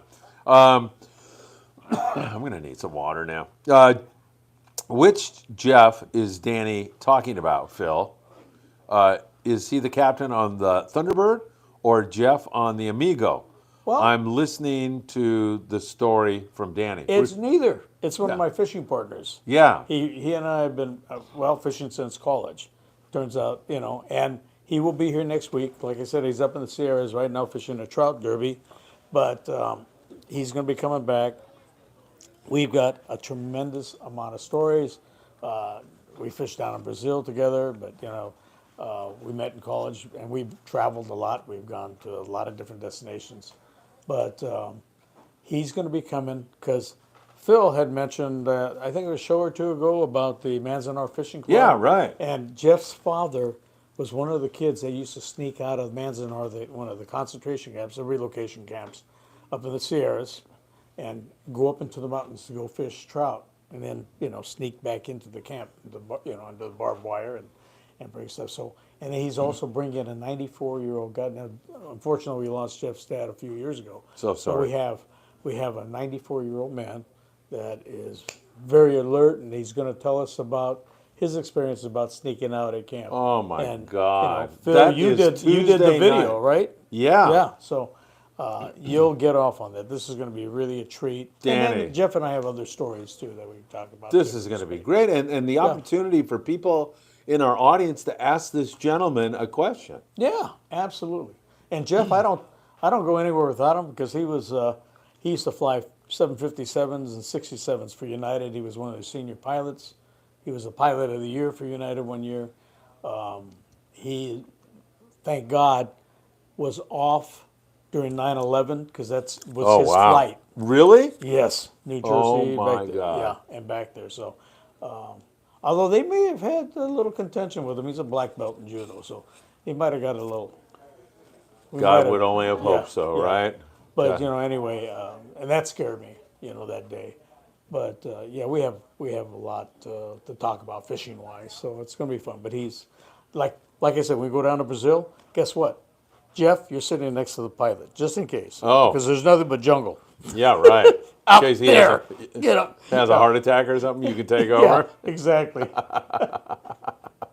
Oh my God, that's funny. All right, Brandon, I hope that helps you. That's my Jeff that we're talking about. There you are, blue skies. Danny, did I hear you say you can get to the Bay of LA from San Felipe? Well, you drive up through that. We went down, like I said, we went from San Diego to Mexicali, Right. crossed the border, and went down to San Felipe, and then up. There's a brand new down road, to- isn't there? Yeah, down. It's a beautiful drive. Yeah. It was a beautiful. We took our time, had made rest stops, ate along the way, which everything's phenomenal. Always, the exchange is still terrific down there, and the people are just wonderful. Yeah. And the Bay of LA is like going back in time. I just loved it. And I kicked myself in the behind for not going down there sooner. Yeah, I know. I'm with you. How's Yeah. fishing from the beach down there? Well, I could tell you if you go to the launch ramp there at Bay of LA, Yeah. take a jig stick, you're probably going to eliminate a yellowtail from the shore. Oh, my there's God. 5, the smaller ones, but Who 'cause cares? you're making the bait, your max that are anywhere from this to like that. You're making the bait within 50 to 100 yards of the launch ramp. So obviously, you get these schools of these smaller yellows there. But we don't usually mess with that because it's just so prolific, and you go catch more of the quality stuff, and you have different agendas every day. Whether you're fishing the Huachinangos, whether you're going to Cabria fish, Maqueta fish, or yellowtail fish. But the diversity in fishing is phenomenal. Yeah. But if you need to book a trip, I recommend Steve. You told me, go to Angler's Travel Adventure. Because it's I would second that. I yeah. mean, He's got it forcefully. dialed in. Tells you from the clothing you need to the tackle, everything. He dials you in 100%. Excellent. I love it. All right. Yeah. So that is one way to get there. It's much faster going the way that you're describing than driving down the Pacific, right? Yeah, and we came back the Pacific, which was another beautiful drive. Yeah, it 'cause is. As you go across the wine country and everything, and brought us just in time for the afternoon to go to one of the cocktail stands to have the shrimps and oysters and Oh, the clams God. and everything in Ensenada, and then it's a quick shot from Ensenada home, So, Man, yeah, it was sounds like a dream great trip to me. It's That sounds awesome trip, folks. awesome. Brandon says he can't wait. I have so many questions, Danny. He's really looking forward to next Tuesday night show. So that's going to be a good one. It's going to be a good one, yeah. Omar says, interested to know what you would say the strangest type of bait you have ever used. That's a very interesting question, Omar. It could be actually kind of funny. I saw someone using bubble gum on the Redondo Pier today. Hey, did they catch anything, Omar? Have you ever screwed around and done a pickle for sand bass or, a hot We have. I'm dog trying or- to think back. I mean, there's so many times we've messed around. More so, we've messed around with a lot of other guys' stuff. Like Yeah. we put banana peels on it or something else. And they run out, or we put something on and super glue it where they can't get it off their hook. And Oh, yeah, exactly. We kind of quit doing that during albacore bites because a lot of times you'd only get one shot at them Yeah, during I the day. know. And you don't want to mess with their tackle, so we kind of hung a lot of that stuff. But we did a lot of clowning around when we Oh, were younger. God, yes. I'm trying to think. I did the pickle thing and caught sand bass. I think we caught them on a hot dog. Of course, you always saw hey, what's up, Jason? You always saw the sand bass with the chicken bone. Are you busy? I'm gonna run down the boat real quick and then I'll be back. All right, cool. Yeah, give me Awesome, less awesome. than 10 minutes. Perfect. 5 minutes. All right. Sounds good. We'll see if we're still on the air. We'll spend a little bit of time with Sure. Jason Lawler, Abs- with Danny. The two of them Perfect. can chat away about food or fishing or Love it all. yeah, whatever those guys want to talk about. So the great Jason Lawler will be here in just a moment to join Danny, and then I can go get a cup of coffee or There something you for a second. I thought my voice was going to give out a second ago, but I'm hanging in there. All right. So yeah, I mean, it is crazy the different types of bait. I'm hung up on lures, and I never have the time to pursue it. But I'd like to take a hammer or something and put a treble hook on it, and drop it in, and see if a bluefin would eat it. Yeah. I bet they would. Make a real knife jig. Just take a butter knife Yeah. and drill it out. And I saw a guy There in you go. Baja doing that the other day, killing I've the heard. yellows. You just never know. Yeah, right. I Yeah. mean, so how sophisticated are fish? Smart. I would say if I was going to make a knife jig, I would bend it so you get a little flutter. But, Yeah. I mean, yeah, cuties. Who knows? I It know, depends, right? We're looking for the desperate fish. The fish that will eat anything. Eat Yeah. the paint off your boat. Those are the ones I can catch. Blue skies, stingrays fill when the water is too warm. Oh my God, I have stepped on so many of those round stingrays. You got to It- shuffle your feet, man. I know, and sometimes that doesn't work because they'll flip and get you in the ankle. I've had that happen where I'm doing the dumb stingray shuffle and I Yeah. get nailed in the ankle. Yeah. And it's like a shot of electricity going through your body. I mean, Oh, I've man. literally screamed and scared some woman walking by. We used to. I got certified for scuba diving down at UC San Diego, done it from a Scripps diver, and shuttling out in La Jolla Cove, you'd have to shuffle your feet with your fins because you have to worry about Yeah, that. right. Yeah. Those things hurt like Oh hell. yeah. I Best- never know. Best one I ever saw was Bob Osborne. I was surf fishing with him. Steps on a stingray, lets out a whale. He's really hurting. Takes another step with his other foot and plops it down on another stingray. Both feet now are just doing. So he's flopping in the water. He's trying to limp up to get the hot water going as fast my as possible and stick Oh, his foot in a God. bucket of hot water, which is Unbelievable. the best thing you can do. Brandon's back. He said, "Can you get roosterfish off the beach in the Bay of LA? That's on my bucket list." Asking about the Bay of LA area. I have not seen roosters up there. I know further down, when you get down La Paz and those areas like Yeah, oh, yeah. Rio Los Muertos and stuff, you can. I've caught them in Laredo Yeah. off the beach. Yeah. Bay of LA, I don't know. No, I don't remember ever catching. Yeah, they have the roosters. On the They have beach? the roosters Yeah. on the beach, and then out the island, that one island outside. Yeah, of, yeah. Bahia Los Muertos out there too. Yeah, perfect. Yeah. Wild Willie. I watch a kid catch a halibut on a piece of sourdough bread off the Gaviota Pier one day. Hey, I love that, Wild Willie. Anybody else has got some stuff like you that? go. Come on, file them in here.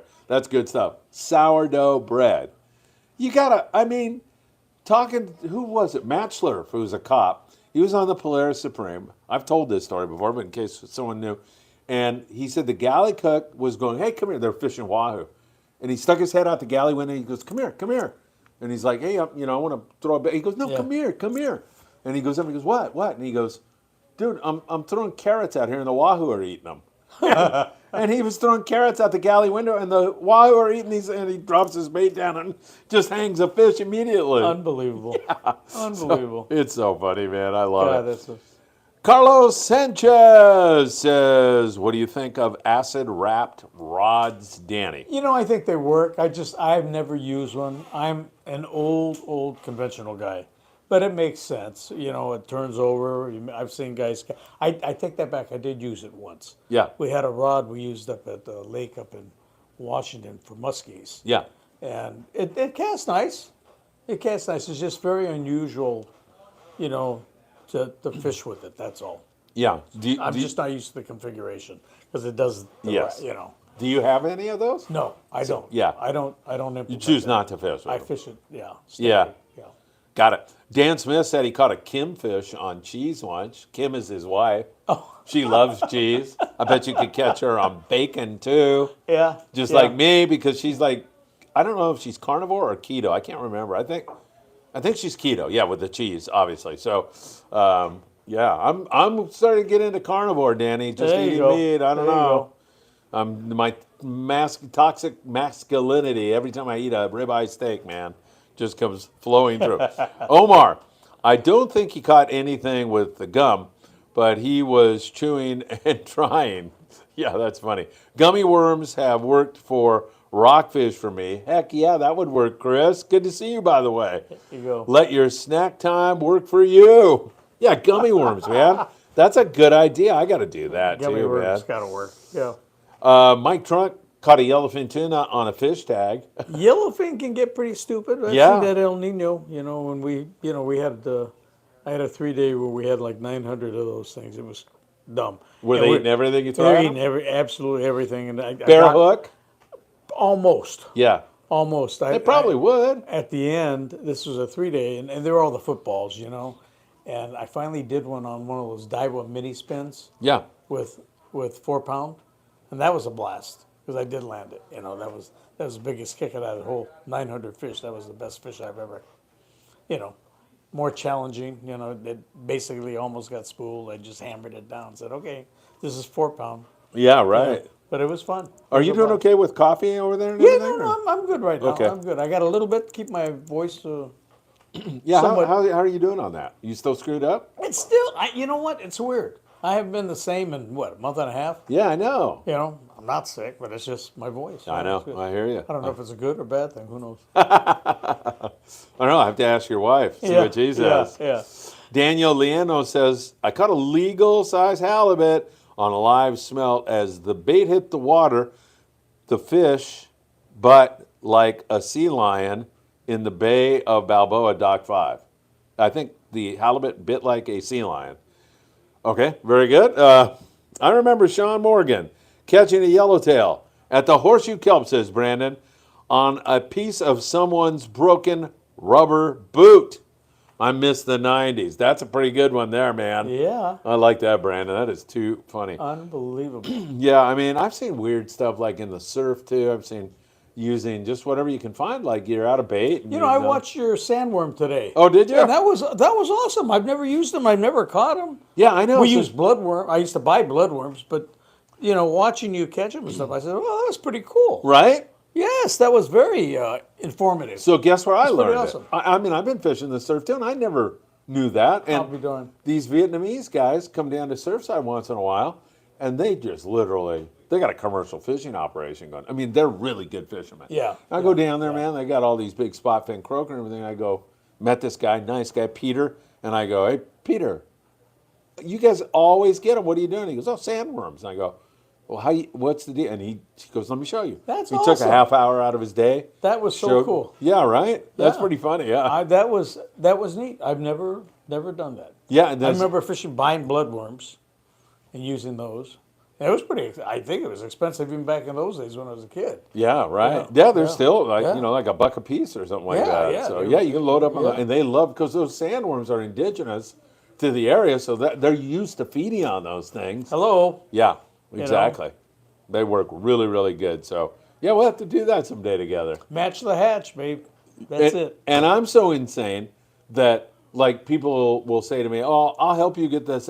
I like doing it. I like Yeah, trying yeah, to find yeah. them. It's almost No, like that fishing. was cool. Like I said, I mean, just learning something new, folks, and anything in the fishing aspect, you just store that away in your computer up here on fishing, and that just, gives you one more edge up on, what do I do? What do I take for bait? What do I use? Well, Phil just hit it on the nose. Danny's talking about. I have a video on how to get sandworms down at the beach. You can get them tomorrow, the next day. Awesome. And all you do is put like sandworms. Do a search on that on Freedman Adventures, finding sandworms or catching sandworms. I forget what the title is. If you put that, it'll take you right to that video, and it's a lot of fun, man. And I'm surprised you watched it. I'm honored you watched it, Danny. Let's put it that way. All right, Isaac says, I used a Zebco push button kids reel and rod and caught my limit of yellowtail on kelp patties. That's pretty cool. Oh yeah. I like that, Isaac. Nice Holy going. smokes. Omar, how long have you two been fishing? Can you recall a specific moment when everything fell into place and you experienced a profound sense of comprehension regarding the intricacies of this pursuit? So, how long have you been fishing? I've been fishing for 65 years. I started fishing when I was 4. Okay, and I started when I was 3, so I've been fishing for 62 years.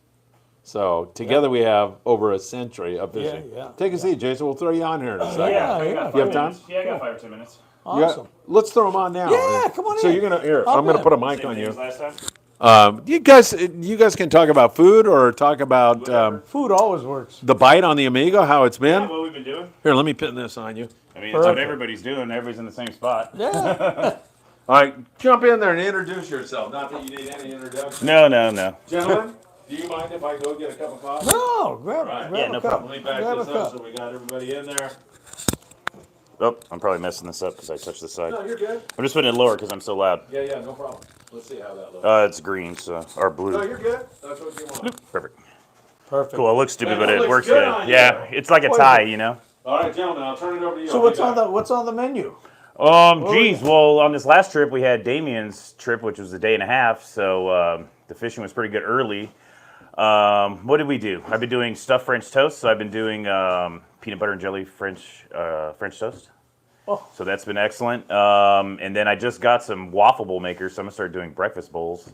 Wow, So that should be is so something cool. fun to do. I mean, you And guid then- have stepped it up so much. It's Oh yeah, it's for sure. We did unbelievable, meatball sandwiches for lunch. I also did turkey cloves, but nobody wanted that with meatballs, so they went with that with a little salad. And then for dinner, we did the normal chicken and mashed potatoes, gravy, and peas with a salad. Had cheesecake. Oh, So it's awesome. and then we had snacks. We had chicken wings. So we did chicken wings. Actually, we did it reverse. We did our snack because we knew we were bluefin fishing. We did dinner a little early, 7 o'clock we did it, so we were done by it's dark. And then about 11 o'clock at night, I dropped a bunch of chicken wings on everybody. And everybody come running in the galley. Yep, coffee and chicken wings, and everybody's happy. In Man. between stops. That is a long night, though. I mean, I did that Oh. that 5 day seemed like forever. Well, geez, we all just got off the boat. We fueled up. We got out of there at 9 o'clock, all of us. Everybody's off the boat, but we didn't get off the boat till 9 o'clock. I was able to go home, to get my things together, and then we're back out tonight on an overnight. So I don't think the passengers realize the kind of time that you guys put in. I mean, I go now as a consumer, not a captain, and I was up probably almost 20 hours each day. Yeah. We cut our trip from an 8 day to a 5 day, and honestly, we gained a lot of fishing time because had the weather been nice, we would have shot out to the rocks. Well, that's 4 days of traveling. yeah, exactly. know, I was on a so- 5 day, and I went back and forth, and Pretty amazing. Yeah. Jason, quick question for you. Israel De La Cruz wants to know, how is boat life working out for you? This is new for you. I mean, Yeah. to be working on a boat, how is it? It's fun. I'm having a great time doing it. I love fishing and I love teaching fishing, so it's a lot of fun on that end. I've I was laughing, telling everybody on Damien's trip, it's like, oh, I haven't even kept a fish because I keep hooking fish and passing them off to the kids. Sure. We had Preston on the boat yesterday who was hooking fish. He hooks his own fish, but I got a good picture on the gaff that I got for him with Damien in the background. Oh and man, that's so awesome. that's always fun when you're able to That's pass awesome. it off to those people that may not be as, can't get the hookup. They can reel the fish in, but when you can hook it for them and pass it off, and it's And, gratifying. a lot of times after they get their first fish, it helps settle them down and they get into it. Yep, exactly. they They can know do they it can fight themselves. it, so they're not nervous about Yeah. that part, and they can focus on the rest of exactly. it. That just gets them going. So my hat's off. I know where that's at. I mean, Yeah. I enjoy that more than anything. is over Yeah, the years. and then like me, I'm a little bit different. I mean, I'm sure a lot of cooks like to fish, but I'm on the deck. I'm stapling fish. I'm gaffing fish. yeah. I'm out there. So when you say a long day, it's not like I'm going to bed like in between sessions. Like, last night I gave up about 1 a.m. and said I'm going to bed for an hour or two because we got back at 7. So It is amazing the amount of time that you got to expend these days. hey, I woke up to the these guys trips. scrub brushing, so and it was like 3:30 in the morning. I'm like, oh my god! So this whole bluefin is throwing a loop for us, as all yeah. this nighttime stuff. It's Yeah, and definitely then you got the daytime deal too. exactly, I mean, it's a exactly. marathon, And like you know? yesterday, we had great fishing in the morning, on big yellowtail, and Yeah. then made it over to the grounds, and then tried that for a little bit. It was a little tougher fishing, and it's crazy how a day will change. I mean, we were out a couple days ago, and we had 12, 14, 16 fish, and hooked another 10, full on at at least. night. Yeah, all at night, nothing else. Meter mark, drop. Ah, Yep, exactly. yeah. Start in the front of the boat, drop it out, follow it to the back, and if you're not bit, reel back in, and you should be drifting, and you can go to normal drift, wind in your face. So yeah.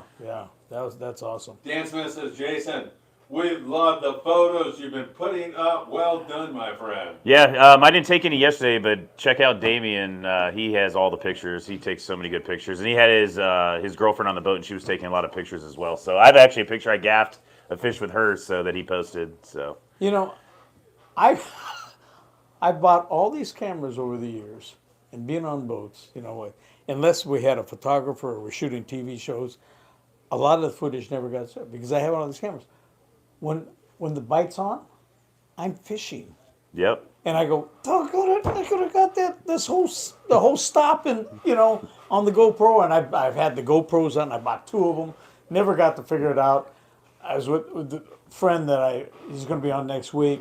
We're at Irvine. I put the GoPro on. I push the button. We're sticking 4 to 7 pound fish on the iron. And I'm like, oh my God, I got this all footage. I had it on intermittent. And we get these clips that's just In and chopped out. up in and out. I go, can't believe I did that. So me and cameras, we don't get along. So either we're shooting a show or something, you got professionals doing it, but keep me away from them. And they all say, yo, you Japanese guys, you know your cameras. Well, let me tell you what. I'm going to tell you what. We've been here since 1892. So that part of it's gone. So you can kiss all my photography stuff No down more the Fuji. tubes. Yeah. Fujifilm. Jason, you got to go. Let us Yeah, I got to go pretty quick here, but if there's any other questions or anything. There's a guy here, he says he's been fishing for 74 years. He's still using the pin reels he bought in 62. He'll be 80 in a couple of months and wondering, both you guys can take this question. Should he buy a 2-speed reel? Well, that's a no-brainer there. Yes. You're going to work 10 times too hard. If you look at the old pens, you look at the drags, they're about that big on the 6-aught. You look at all the standard stuff now that's out, and the button, it's a game changer. Yeah, and you can't fish a single speed. Yeah, and to tell you the truth, I don't even fish the lower gear very often, just because I'm a little stronger guy and I have a bigger reel. But it gives you that higher end too, so you have the higher and the lower end, as opposed to just something in the middle. Yeah. So, Yep. Daniel Leonos wants to know, do you feel like YouTube, maybe this show, has brought the family of fishermen and women together? Do you agree with that? Well, I hope so. We try to keep, we're trying to keep it a G-rated deal, and and we've been blessed to have enough guys that they respect that and they, utilize the language that is for families and for everybody. Mm-hmm. I want to bring kids into it and women and everybody. That's the way it should be. yep. And there's a lot of young people coming out on the boats. Their parents bringing them. I see them every day. There's Right. at least one, especially on open parties. There's always a kid and a dad that brings them out. And I see them younger and younger. 9. There was a kid 9, and we all know Preston that's always out there. He's like 11 or 10. So Yeah. even more, we want to keep it professional, keep the language out. So I mean, you're going to hear a slip every now and then. Hey, there's a time when you're on you have a charter that's But- a bunch of construction workers. Yeah. You Yeah. can do it Yeah. then. You know what I But mean? when you have women and kids, I've always, if I ever implemented the words, amongst kids and women, my dad would have smacked me. Yep. Oh, he still would. He's 95, but he still would. Yeah. You want to say anything in closing? Well, I'm out of here. I got to load up the boat, but we're going to be out there on an Good luck overnight. out there. Go kill him, man. Yep. All right. Yeah, thanks. definitely. Pleasure, Danny. Thanks for coming in. Hey, Yeah. Jason, good to see you, man. Pleasure. Thank Right you, before I bro. leave, I'll come back up. All right, I perfect. just got to load up and see what's up. Hey, Danny. Yeah. So, So how long we been on? I don't know. Oh yeah. hour and a What half. happened to We're the getting, numbers? getting close to 2 hours Oh there my now. God! Always. We guess. Dan Smith says his wife, Kim, is Chinese, right? Yeah. And you've met them both. They're really nice. Dan's a big guy, Yeah, commercial yeah. fisherman. He says that his wife, Kim, says, hey, Danny, you should know cameras. You're Japanese, for God's sake. You would think. You would think. Ex-nay. I love it. And Terrible. Daniel I did Lee- have photography too. I had a Nikon, I had an F2. I had great cameras when I was in college, and I would do that. yeah. But when I'm fishing, the fishing takes priority. So I missed some of the best bites I've ever had, and even with the GoPros. I've done GoPro work, and it almost is kind of a joke because I'm terrible. And if I was bad at that, then I went out and bought the new GoPro, and I still stunk. So cameras and no. When it comes to that's fun. fishing, I fish. Daniel Llanos is belly laughing over all of this, as are we all. Lots of people watching. Hit that like button, everybody. Share these videos if you like them. Subscribe to the Friedman Adventures channel and tick that bell, and you'll be notified when there's new content. Also, you can follow us on Instagram, Facebook, and, of course, TikTok. Always great to see you there. All right, let's see. Brandon says, we needed that lower gear for the gunny sack, Jason. They snagged a gunny sack. Yeah, Jason, it's a lot and of they fought drag. it for like an hour. It was so funny, man. God. I agree, Danny. You guys are awesome. Cue ball, Daniel Llanos, you're awesome. Great show, guys. Thanks so much. Says Cue ball. Isaac, I've been taking Ethan since his 5th birthday on his first overnight trip. He does great and makes it a great experience for him. You could turn that into getting here. You use that as a dangle like they did with me. And he's probably much better than I was, but I got in a lot of trouble when I was young. And my dad, they held that over my head. If I could stay out of trouble and out of fights and out of everything, get good grades, I'd go fishing. Well, that changed my life. Yeah. It got me into college.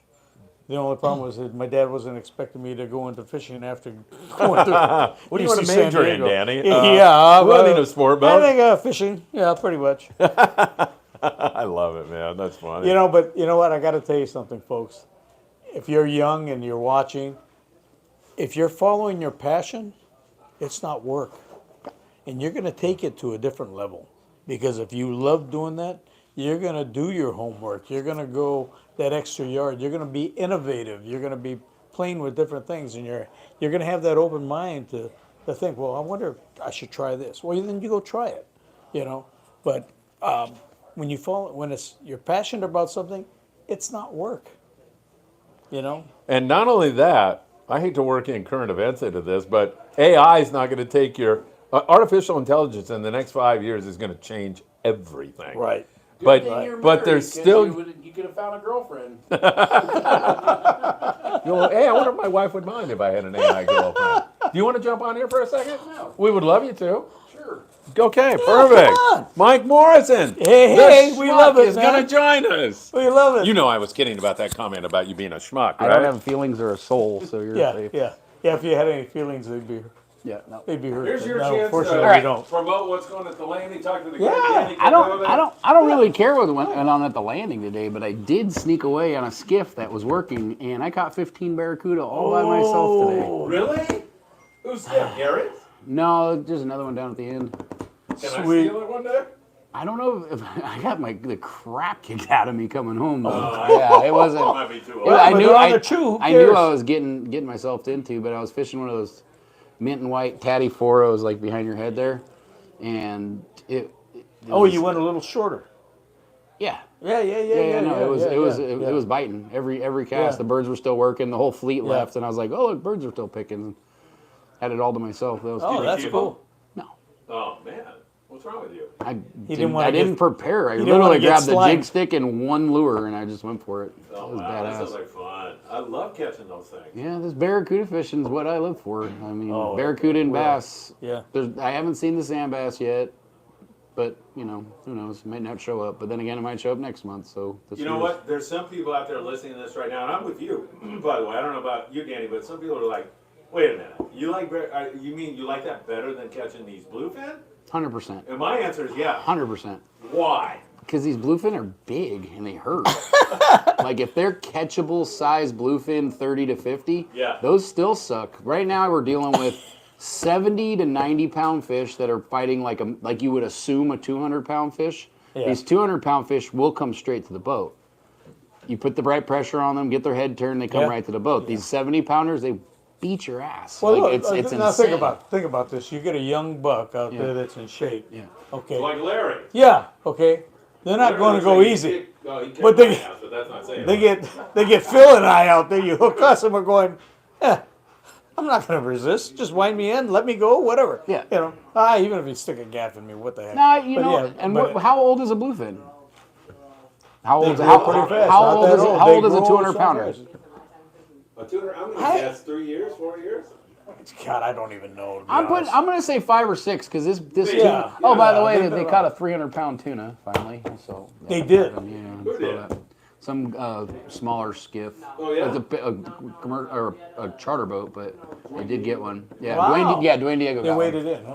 Cool. Yeah, 306. Wow. And then Tucker had his. Well, but- they've been Yeah. talking about it, and I don't doubt that. Well, these things, you know, they're gonna do like Clemente bass. They're gonna stop growing this way and grow this way. Yeah. Like, you know, they're not gonna be 7 So feet it also long. tells you how much what the feed is like over there. There's Plenty of- bait. There's bait there's everywhere. Yeah, Everywhere. exactly. That's what I So remember. today, I've never seen this before. There was a big, ginormous cloud of these little striped things. So I asked little Mark, because Mark's a fish dork, Yeah. and he goes, "Those are balimas or salimas or balimas," and I've never seen that here. It was just like an anchovy school, as far as I can see from the Freedom Dock all the way down to Dean's Boat, of balimas. I'm like, what is that? Like, can anybody tell me? We'll You know find what out that more. is? No, he ain't. Yeah, it's just a little bait. He said they get about yay big, but there was a whole freaking like a. I saw a ton of clip. them. Didn't you have one of the clips on some of the odd little baits? I don't know what Yeah. it is. Yeah, you did. Yeah. I wonder if that's it. I've never seen it. And when I we're mean, I bait just- when we're I bait don't- fishing, we catch a lot of weird things, and I don't think I've ever seen one before. And there was a school of them, like massive school of them here, and it was insane. Well, if they like them, that's a But good what deal. I've noticed at the dock, and don't quote me on this is like Phil talking about albacore. When I first started here, a couple years after I started here, the harbor was different. Like I started seeing more anchovy. Now we're seeing blankets of tomcod in the harbor, like sheets, just the Jeez, I haven't seen sheets of them it. in ages. Too. Pompano, like Wow, they're like back, dude, too. it's insane. I saw You something. know what that means? I saw something similar to this during that El Nino that we had with all the yellows. The mackerel, their mackerel's not as in thick. '83. No, this 1983? past one Oh, the one we had the Yeah, 2014, no, I go 15. back to the original. Yeah, no, I wasn't born yet. Oh. So Right, age the water temperature, the water's clean on the horseshoe. It's kind of like off green but clear. Yeah. I don't know. I think we're gonna be fishing until January. Man. I do too. It's Unbelievable. things that all these guys like you've almost wrote a rule book and we're breaking all. You don't even you can't even follow it. You have all these theories. Well, like you said, this bait fish you're talking about. What the hell's a balima? I don't know what it is. And what is it doing right here in front of the dock next to the Garibaldi? Maybe somebody knows more than Believe me. me, it's the guy that sits over the side. Yeah. Hey, let me read a few comments there, catch up. Okay. Dan Smith says, Phil is great with a camera. We don't know what he is, however. I think he was hatched out at Clemente or something. German-Irish, that's what I am. I hope you guys can hear me. Kim Smith, smash that like button. I completely agree. You don't want Mike Morrison breaking into tears here tonight. Emmanuel Navedo says, thanks for all the great info, great show as always. Until Mike showed up. And then it went just downhill. Israel de la Cruz says, I always a GoPro when I take my kids fishing to record those memories for them to look back on as they get older. Mike? I sent my kid out today barracuda fishing with a 360 camera. I haven't even looked at what they got on it. Oh, my so God. I'm gonna be stoked on what they That's get going with to be them. missing, so I'm sure, right? Yep. All right, and let's see. Dan Smith says, we met Mike at 22nd Street Landing for the get-together. So I think 2 million views. Great guy. Yeah, Dan, you might want to rethink that. Yeah, I rethink that one. Man. Brandon says, Mike, listen to me. I was not hitting on Janelle tonight, saying she's really beautiful and cute, and I'd love to see her later tonight. That was not his definition of hitting on her. Phil wants me to feel awkward when I go to 22nd Street. I think he feels awkward already. That's our industry. If you're not a little awkward, crazy, or half a degenerate, you Yeah, don't belong get doing what with we're it. doing. You're not going to get any sympathy from us. Ricky B, it's funny because I taught my dad how to fish instead of the other way around. That's pretty cool. I like that. Yeah. Daniel Liano says, sand bass will come back eventually. Anybody want to make a comment on that? Or? Well, yeah, I think, There's a spawn every year here. I can tell Well- you a few times this past 3 or 4 years when that squid showed up on the Isers, Yeah. they caught sand bass in the net, like tonnage of sand bass, but I think it's localized stuff following It used to be we had those clouds coming up. They'd spawn down in Mexico, and we'd follow them all the way up the line when we were in San Diego in those lean years. Yeah. We fished the Coronels, but they come up to Tijuana, and I mean just They clouds. can't trap them all. No. When they make a And big well, push, they're gonna. That was make it back. that was the worst thing ever when those Penn guys, Yeah.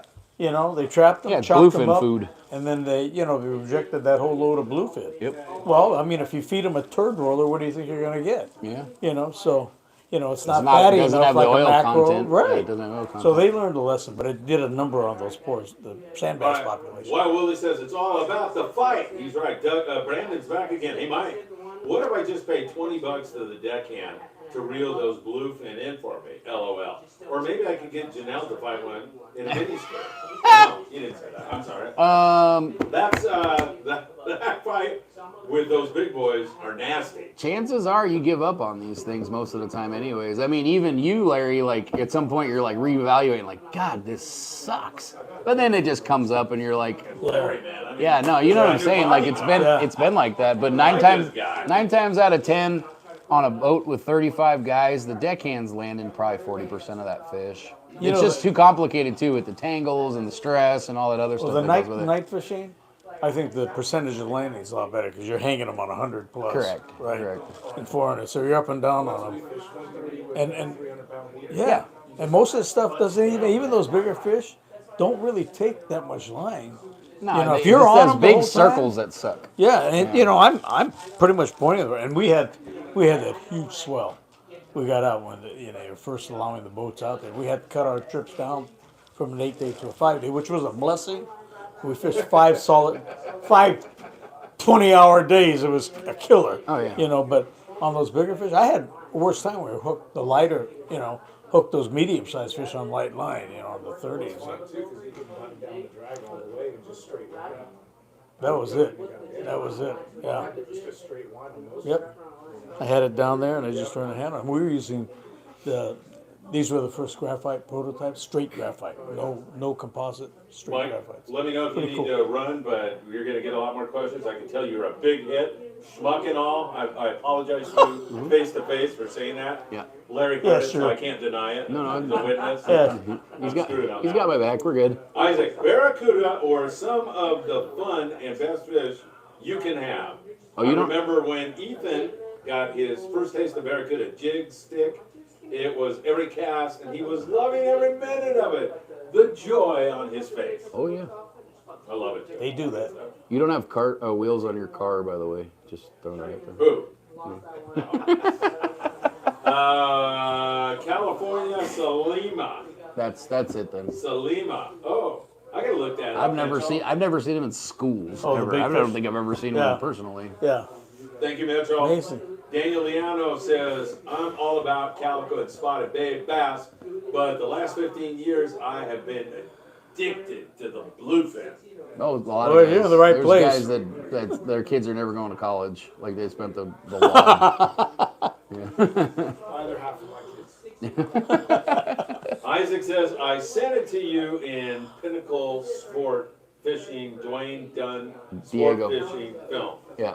All right, perfect. Omar, bluefin age is determined by their otoliths, but typically a 200-pounder would be 8 to 12 years old. That sounds right. Corrected. Good job, Omar.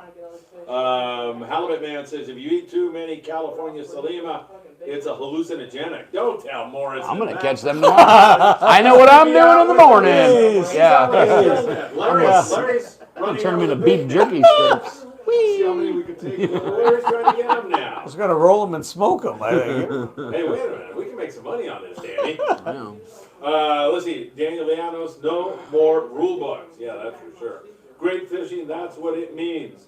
Smoked salima. Yeah, I like it. It's like salami, right? Daniel Llanos, do you think the giant squid ate up all the sandbags? They ate everything locally. Everything. There were the cod fishing, the sculpin fishing. Yeah. Those things ran for the hills as Yeah, soon as the but squid why showed are up. there sculpin and calico bass now? They hid good. I guess, huh? Yeah. Maybe. All right. Wild Willie, I see history repeating itself like it was the 70s again. What do you think? That'd be sick. You were doing things in the 70s. Yeah, but it was more albacore back then. And you had a We lot didn't more have- hair on your We head. didn't have, yeah. No, it was not so much hair; it was a different color. Yeah. Steve Bermudez, his knowledge, Mike, he's an incredible human being. He knows, he's got so much knowledge, or he just Googled this and he's reading it Yeah, out I of think Google. that's the One of case. those two. Salima have a bass-like body, very large eyes, sounds like Google, and 6 to 8 orange, brown, or horizontal stripes on their side. Correct. Their coloring is iridescent blue-green. Yeah. That's right out of Google. Yep. Bermudez. Copy You're and trying paste. to fool. Copy and paste. Yeah. Dan Smith, Mike mentioned Phil not having tires. My brother and I used to put anchovies in people's hubcaps at school back when we had hubcaps. Awesome. And Jeremy is laughing his you-know-what up. Mike, can you tell us a little history on 22nd Street Landing? We're rewriting What a the great history. question. Yeah, we're rewriting the history books. Everything's changed. When I first started here, you might be missing your tailgate or tires or something. I mean, it's LA County. It is what it is. But the amount of money that John and Mark and Jeff have put into these boats, it's silly. Everything's changed. The tackle shop's better. The people are nicer. I get to yell at guys and tell them to never come back. This place is super duper family friendly. Yeah, and we got pizza. You're missing the old guys like Frankie Hall. Mm-hmm. What a character. John Dipley. Yeah, I mean, but like Frankie and the old guys, you had guys like Roger Hess, Yep. who worked with Jacques Cousteau in scuba diving. Yeah. Those guys initiated it a lot of it right here. Yeah, Southern Portugal. the history You of know, this place. unbelievable. Eventually, when I kick Phil out of the studio, I'm going to put a half retail / Here lies Phil. museum. I better start looking around here. But there's a lot. We have a lot of books that people have brought over the last few years, and we're going to start. Oh, yeah. Start documenting all Yeah, that stuff. it was a different time, but a fun time too. Oh, yeah. I mean, it was just unbelievable. I've never met those guys, but from what I've heard, I fear them. Yeah, let me tell you something too.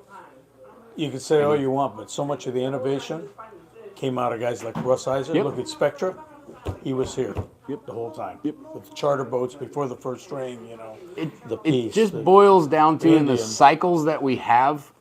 LA County-based boats will always catch more fish, and over a bigger, broad spectrum because we have more access to all the areas that all the other boats.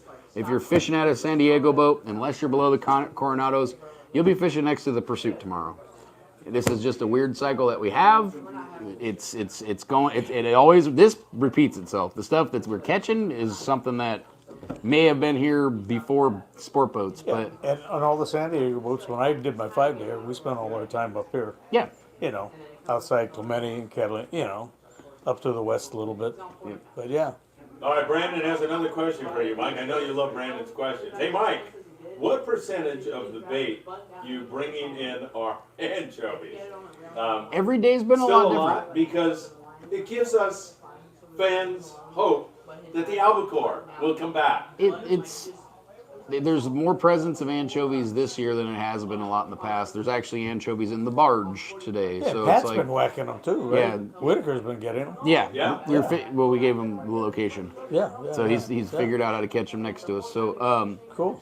but so we have we've had access to anchovies this year that's really changed just the chumming aspect of things, keeping the fish sticking next to the boats. Not so much catching fish on them, because we have a mix of like 70-30 of anchovy sardines, but we're able to catch anchovies pretty much every morning. Well, that's pretty awesome. That's It awesome. hasn't made that That could big be a showing, different though. thing. Dan Smith says if Mike throws you out of there, you can always sleep at Island Fishing. You can still sleep here, but Yeah, I appreciate that. Mike, why don't you tell us, it looks like we got a little breaking question, so we may even wind this thing up, but why don't you tell people out there about fishing opportunities here at 20 seconds? What's going on here? nothing else matters but local barracuda. It's biting. You can go out and catch them. Today they caught 50 on the half-day boat. Phil on the Victory caught 300. He was just in the right place at the right time. The last couple days it's been either none, 25, 50, a couple hundred of them. Local barracuda is how you fine-tune your stuff. It's like if you already were a scuba diver, but you need to refresh how to catch a fish on lighter line and not like we've dealt with the last few years with 65-pound Spectra and 30-pound Top Shots. You're going to be finesse fishing a lot right now. Well, that's how we used to fish the islands, all those years in the spring. Yeah. It was always like that. Yeah, so But that's good. It brings if you're back- coming out on every single boat here from a half day to a 2.5 day trip, you're going to bring 15 through 50, period. Now, if you're going on an overnight trip, throw that 100-pound outfit in the bag, some kind of knife jig. It doesn't matter, nothing more particular than others. The ones you do see that everybody's like pumping, oh, you got to get the blah, blah, blah knife jig. It's because the guy that's fishing it is a badass. And he's got 9 fish on the boat because he knows what he's doing. His line's marked every 100 feet. He knows what the hell he's doing. So the flat fall lure, the knife jig, whatever the hell you can get your hand on from 250 to 400 grams will work as long as you're in the bite zone and your hooks and your leaders are And it's got to all have a appropriate. button, especially for us old guys. But I do know Game changer. I have a few different brands of lures. I have not broken a tatty in forever. I have broken these ones Oh, that yeah, I I've just used brought it in all the my shop life. recently. Yeah. Very unpleased with that. So Really? if you want to fish a lure that's not going to break right now, get yourself a tatty lure. Wow. Wow. Isaac says, you guys are the greatest show out there. I don't care what anybody says. Who the hell says bad things about us? Love it. Lots of history, great knowledge, humor. I don't care if those actors are striking. This is the greatest show on earth. Yeah, it's been tough because the writers went on strike in Hollywood, so we have to kind of write our own. We got to script wing there. it. You Yeah. guys, We're pulling through. you guys are screwed. Yeah. See, Bermudas. Imagine if the writers of the Bible had copy and paste. That's true. They kind of did, right? They copied from the big guy upstairs. Wild Willie. I don't want to get Danny trouble. I'll drop that. Mike, is there any mackerel mixed in with the bait? Yeah. The sardines we're catching, it's like probably a 5%. All right, Wow. Eno 1-1, whatever it is. Went on an overnight trip back in 95, 96, got up the boat, and Dad's Suburban was gone. Yeah, that happened. You have something to do with that? Not it. No, I just use Yeah, I know, really. lose catalytic converters. That was Good at that. That was big everywhere on my block. I live in Yeah. a nice neighborhood. They took Yeah. 3 of them. Oh yeah. I hear 95, 96, and I think, oh, that's like 8 years ago. Wait a minute, that's like 25 years ago. When 30 was years ago. the Watts riots? What year was that? That's true. Man, just Was it? yeah. So the I'm Watts. trying to go in the That's Sublime not the song. Watts riots. That's a Rodney King riot. Watts were back in 60. 65. 65. So then the Rodney King riots, yeah. The Rodney King riots. My dad came back from China visiting my brother there. He had this horrible infection, and he was just getting out of the hospital. He was a little loopy. And I go, okay, Dad, are you okay? And he goes, yeah, I'm good. And I go, what do you want to do? He goes, let's go to the track. So I go, I don't even know if they're open. You know, there's people shooting people out there. He goes, I don't care, let's go. So we go to Hollywood Park. There was like 3 people there. They were still open. And seriously, like we're driving in over there on Prairie, you know, there's guns on guns. Oh my God. But, I mean, it was so funny because there was nobody in Hollywood Park that day. My dad and I are good. I think he was like in his hospital. He had his hospital. Oh, gee. band. Oh, that's badass. Hell Yeah, hardcore, It man. was too funny, man. All right, Steve, or Brandon's back again. What's in their stomach? Do you know by chance, Mike? I hope it's anchovy. Recently, In the Barracuda stomach, what's in there? recently it's hard to tell because they're eating the chum. They process that food in their bellies pretty quickly, so they're eating the chum that we're tossing them. Some kind of small fish of some sort on the They horseshoe. gorge. Maybe it's those Barracudas salamis. gorge. Maybe salamis, yes.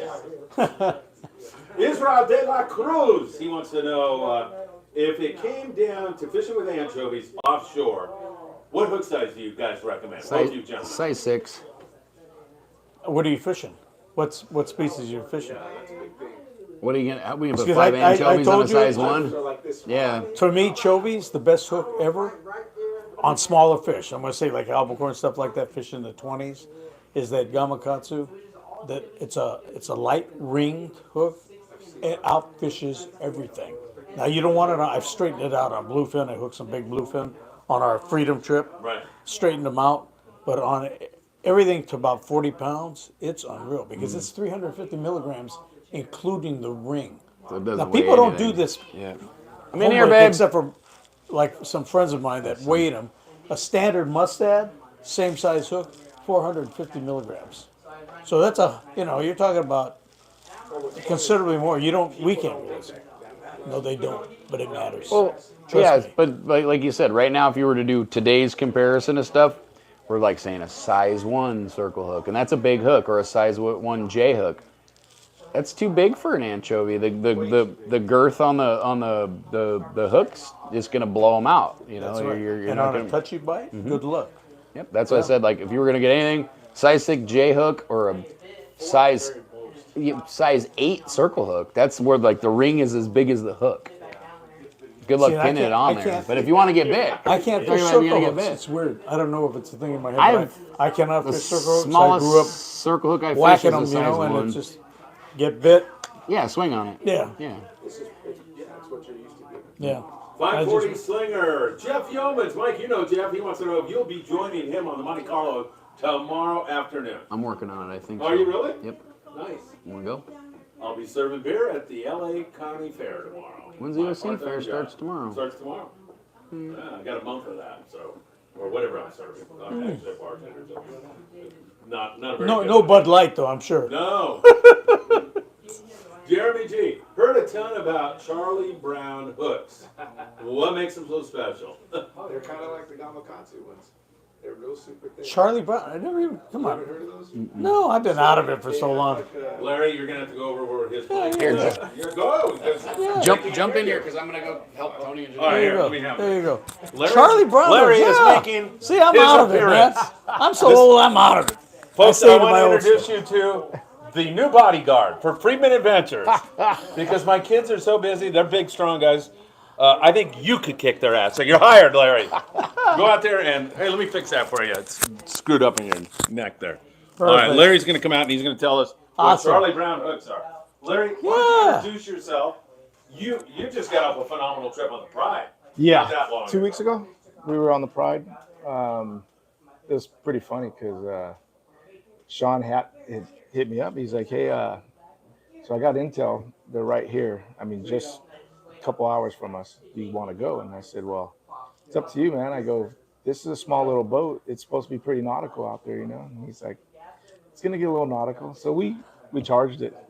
And I'll tell you right now, it's probably the second worst trip I've ever been on as far as weather-wise. It was bad. Yeah. It was pretty Yeah, bad. yeah. Yeah. So we had 13 people on the boat, and out of those 13, 6 of us were fishing. Everybody else was down I below, remember. either sick or just not having it. Wow. Yeah, Wow. and Sean, every stop, Sean did everything he could to get down there and try to wake everybody up, tell them to get up. But they're chewing. Oh, they were chewing. So we would stop on a few stops. You know, we'd pluck 2 or 3 of them. 4 Yeah, of them, yeah. But that's you good know. fishing. Yeah, but You the stay last busy. stop Yeah. was about, I don't know, 2:30 in the morning. Oh man, we had a plunker bite on that one. It just kept going and going and going and going, and then they just finally left. They just disappeared and it stopped. You know, but we loaded up. I think it was like 37 for 6 guys. Nice.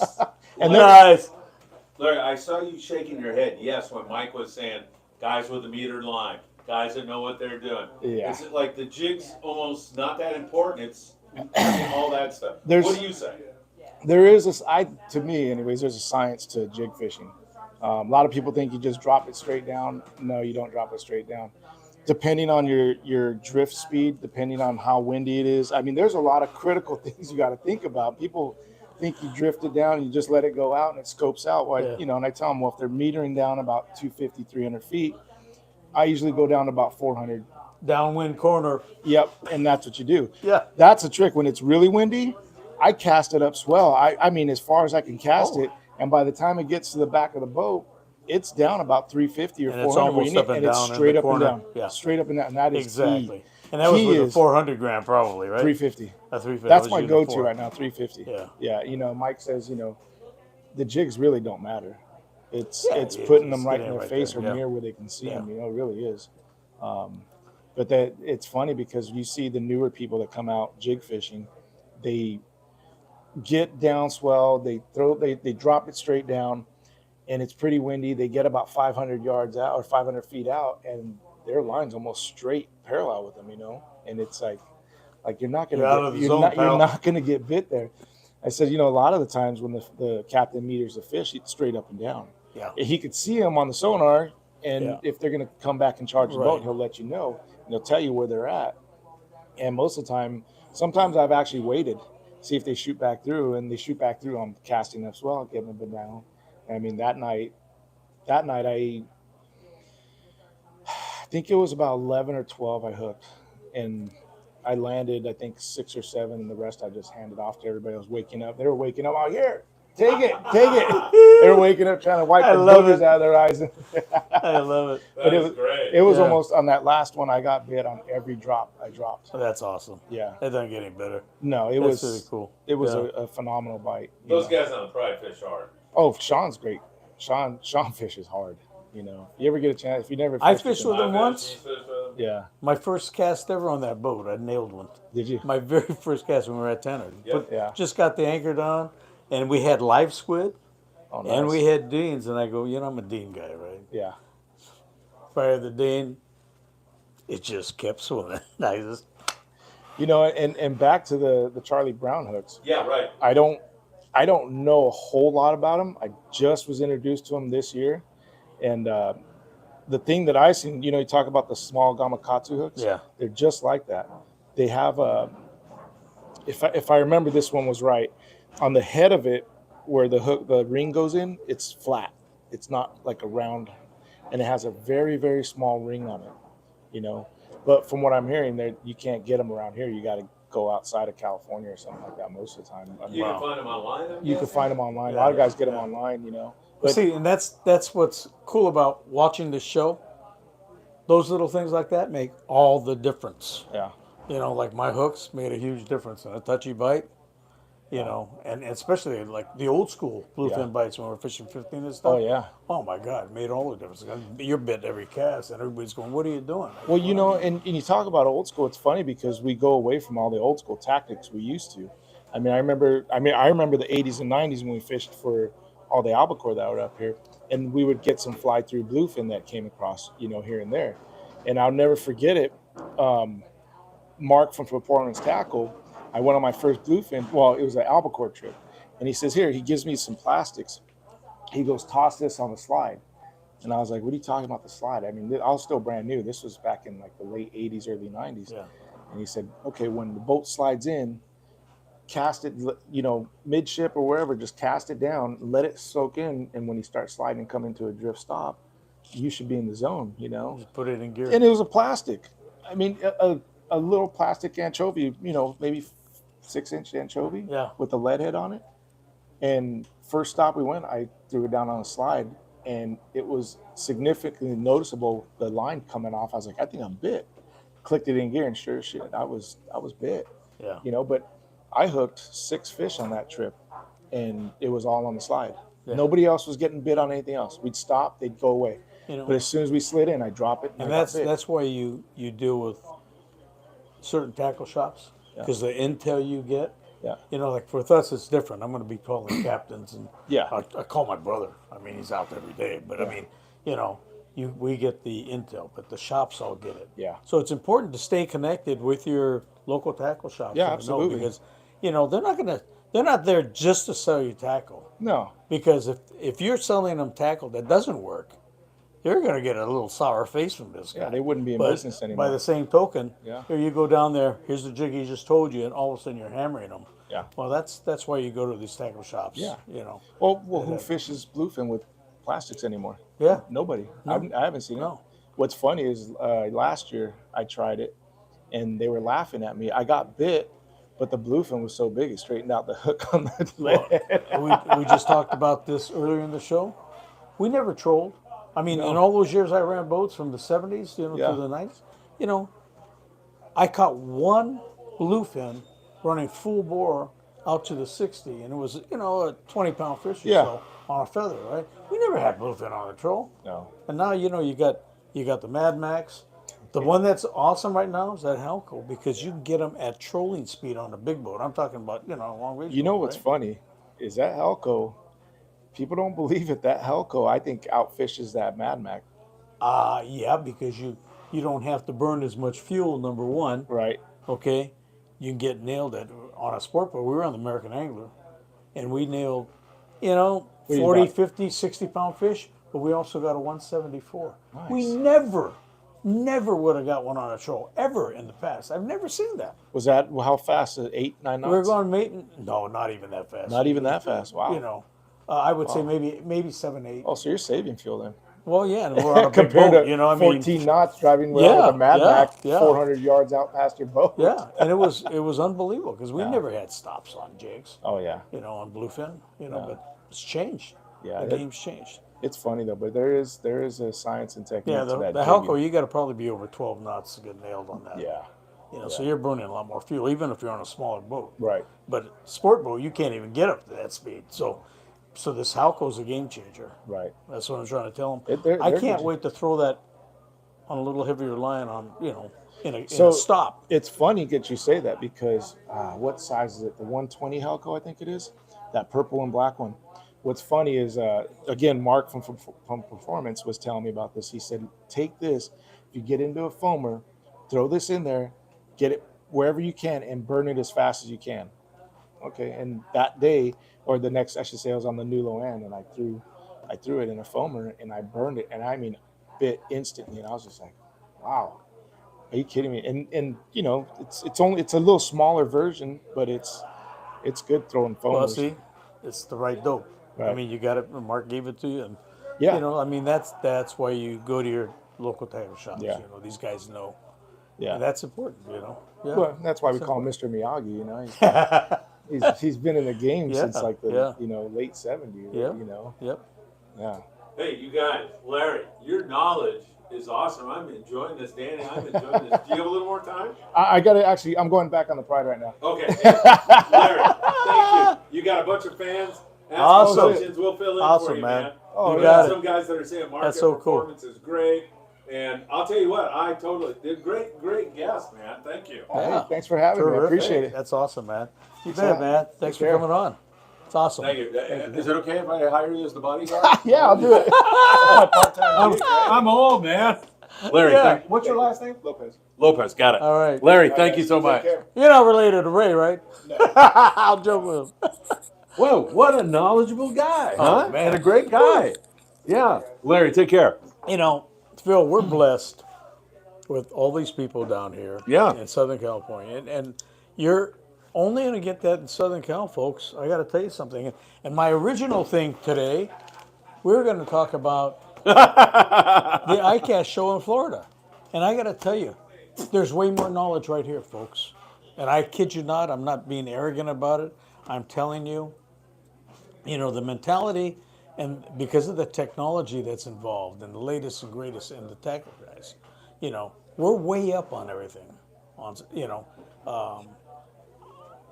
a funny deal a couple years ago, and I'm going to just sneak this story in real Yeah, quick. go ahead. We still have tons of questions. I got a booth. I think this is going to be a 3-hour Yeah, yeah. show. I got a booth at ICAST down in Orlando, and we're Yeah. all excited because we're implementing a straight graphite rod, saltwater rod, with these tubes, graphite tubes that are super strong. Phil, you've seen it. Oh, yeah. I implemented that Fantastic. on the Freedom trip with the 30-pound rod. But it literally will structure the rod to where if you put that much more length on this tube, instead of a 30-pound rod, it's a 40-pound rod because it shuts it off that far up, that much further up. So it's never been done in this industry. It's very innovative. And so, go to the ICAST show, we submit it for, you know, one of the innovative things, best of show, Yeah. right? So we all go to the award ceremony, and we know it was on display and everything. And, we're up there. We're all sitting there excited to see what's going to be the best of show. And let me tell you what won it. You guys are going to die laughing. It was a wagon, like a little red flyer wagon with rod holders, and it had beach tires on it. And that won best of show. And I'm looking at the concepts in fishing like this, where it's structurally changing the rod action. High performance graphite tube, high performance graphite rod, and that beats us out, and we could not stop laughing. But it kind of tells you a little bit about the politics and stuff. But it also tells us, this is what it tells me. We in Southern Cal, and I don't want to be arrogant about it, but because of our backgrounds and people coming from the aerospace industry, Disney, Hollywood, JPL, our mentality on fishing is way, so many levels above most everybody else in the country. And I'm not being arrogant, I'm telling you the truth. And if you look at how everybody that comes in here that talks, Larry Lopez is a passenger. exactly. He's Passenger, so knowledgeable. And he's got the technical Yeah. mentality that all our consumers have. Our tackle shop guys, just talk about Mark, talk about Sam, talk about all of them, Taka. These guys are all experienced fishermen. And it's a different level that we get, that we're blessed with here in Southern California, people. Don't forget that, And wherever you may be, hopefully you have that type of a tackle shop owner that has those technical things and has people around them that have that knowledge. But, I look at stuff like that around the country and I go, God, we got beat out by a little red wagon, and here we have an old concept thing. But, a lot of it could be politics. They'll go with major companies that are sponsors of the show. But to me, I think it's their loss because they just don't get it. And it was like that with even my bass fishing stuff. I look back, I watch a TV show right now, and I'll watch these bass shows, Phil, Bass Master Classes. Yeah. These guys now have these scanning type, live scans. Yeah. That they'll have up by the trolling motor, okay? And they're looking at it. Oh, look at the targets. It's moving this. Okay, this is 2023. Let me tell you something. We implemented that in 1981 with our Westmar sonars when George and I went down to San Diego with the color scanners. So in my head and George, we were processing how fish are moving out there on the ocean. What is it, 30-something years, almost 40 years ahead of what there's out there now? Amazing. So, conceptualizing how these fish move on the lakes with respect to current. None of these guys even knew there were current on these lakes. Well, that determines where these fish are on all the structure. But when you're on a trolling motor, Yeah, right. moving around, you don't know. So you're randomly casting, as opposed to approaching it with respect to the current. And it just so happens, we're very fortunate that a lot of that theory that we had conceived of how the way the fish move with respect to the currents on particular spots and the way the structure was on those particular spots where they trapped the fish and the bait in certain spots worked out to catch a lot of these big fish. Yeah. So it was totally different from anything you're going to see anywhere else in the country. But, we had the blessing of a lot of the bass fishermen that I fished with were like the Sanson brothers, Ray Montera, Taka. We had the best of the best, but we were also fishing on the lakes. But we had a different mindset. And fortunately, those are things that spread throughout, Had we tournament fished, I think it could have been pretty competitive, But What a show tonight. These are some of the blessings. And so anyway, that's something I just want to tell you. You go to these shows, they're introducing new products, but, I wish they would look at the big picture on things that really have an impact and things that are structurally, game changing. And it completely got blown off. And my crew, we couldn't stop laughing. That was probably we the got beat appropriate out response. by a little red wagon, with rod holders. So yeah. That is too funny. That's Yeah. too funny. And true story too. Yeah. By the way. Yeah. All right, what a show tonight. I mean, we've had all kinds of people Awesome. here. Let me. Air? We're still on the air. Yeah, What's we're up, a bunch Jason of, Lawler's bunch of here. windbags. I'm already back. Man, I'll tell you. Let me read a few more of these comments here. Okay. Jeremy G's heard a ton about Charlie Brown hooks. Wanted to know what made them special. I hope that did Larry cover that? I think he did. Yeah. 540 Slinger. That is Jeff says he hopes Mike can make it on board the Monte Carlo tomorrow. Brandon says, yeah, I second Jeremy. Those Charlie Brown hooks are super hard to find. Brian Hanel asked Danny back in the day, we used to knock the crap out of deep tuna with Tatty 9 heavy single hook on an HD ball bearing swivel. We didn't need no stinking knife jigs. Absolutely. And I even have some 9 heavies you'll never see. They're solid brass that the old man Teddy made for us, and we had some of the solid. I have a whole bunch of the solid brass ones, yeah, and they sink out a lot faster too, and they're stronger. You know, I mean, they drill out, yeah. Good stuff.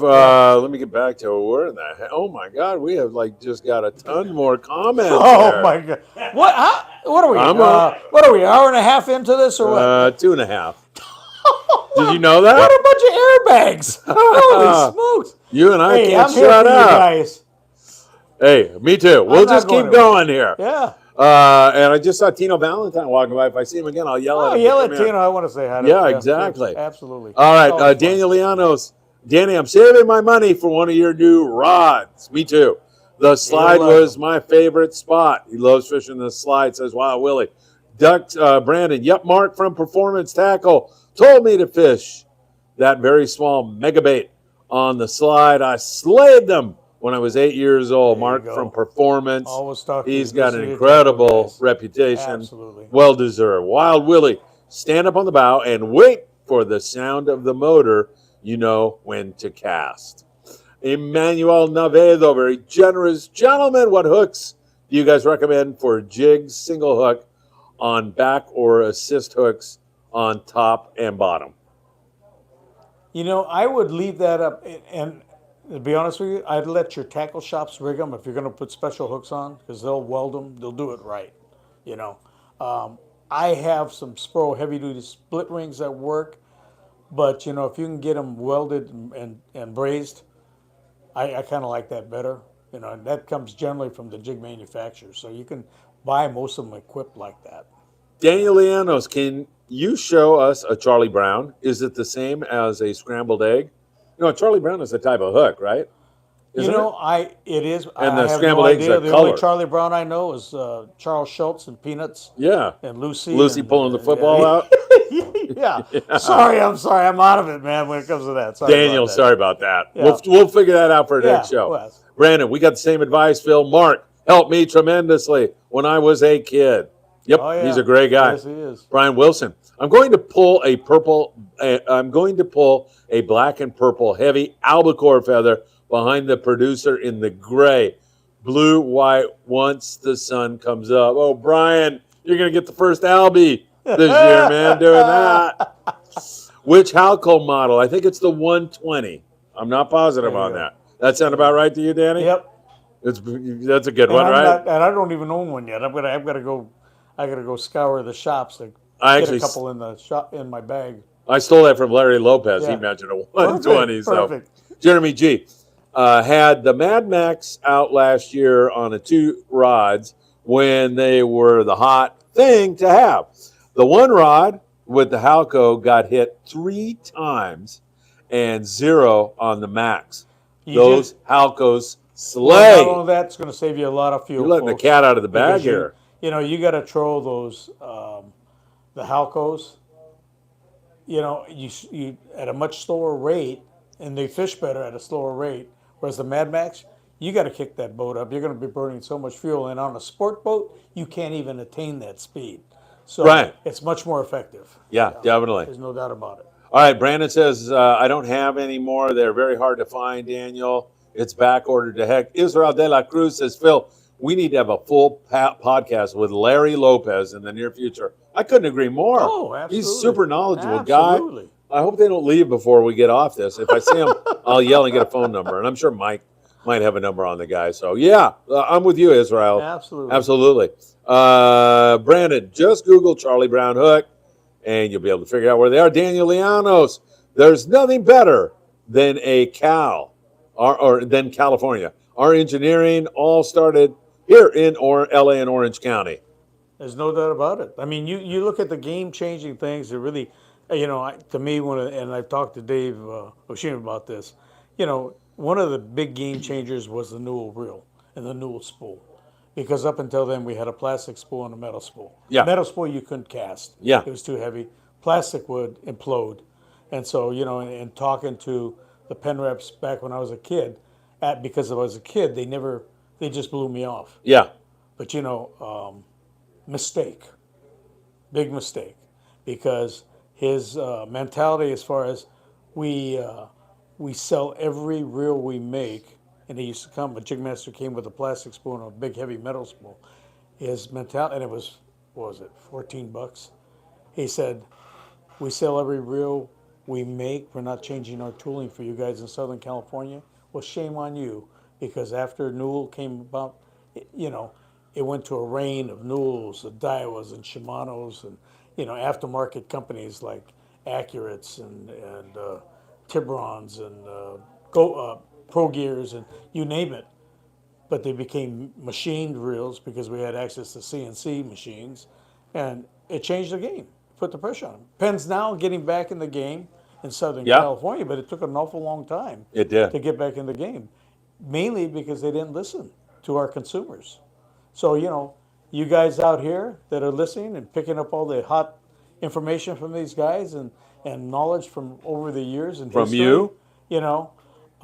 That's why we excel, and it's just not on that level, but on every level.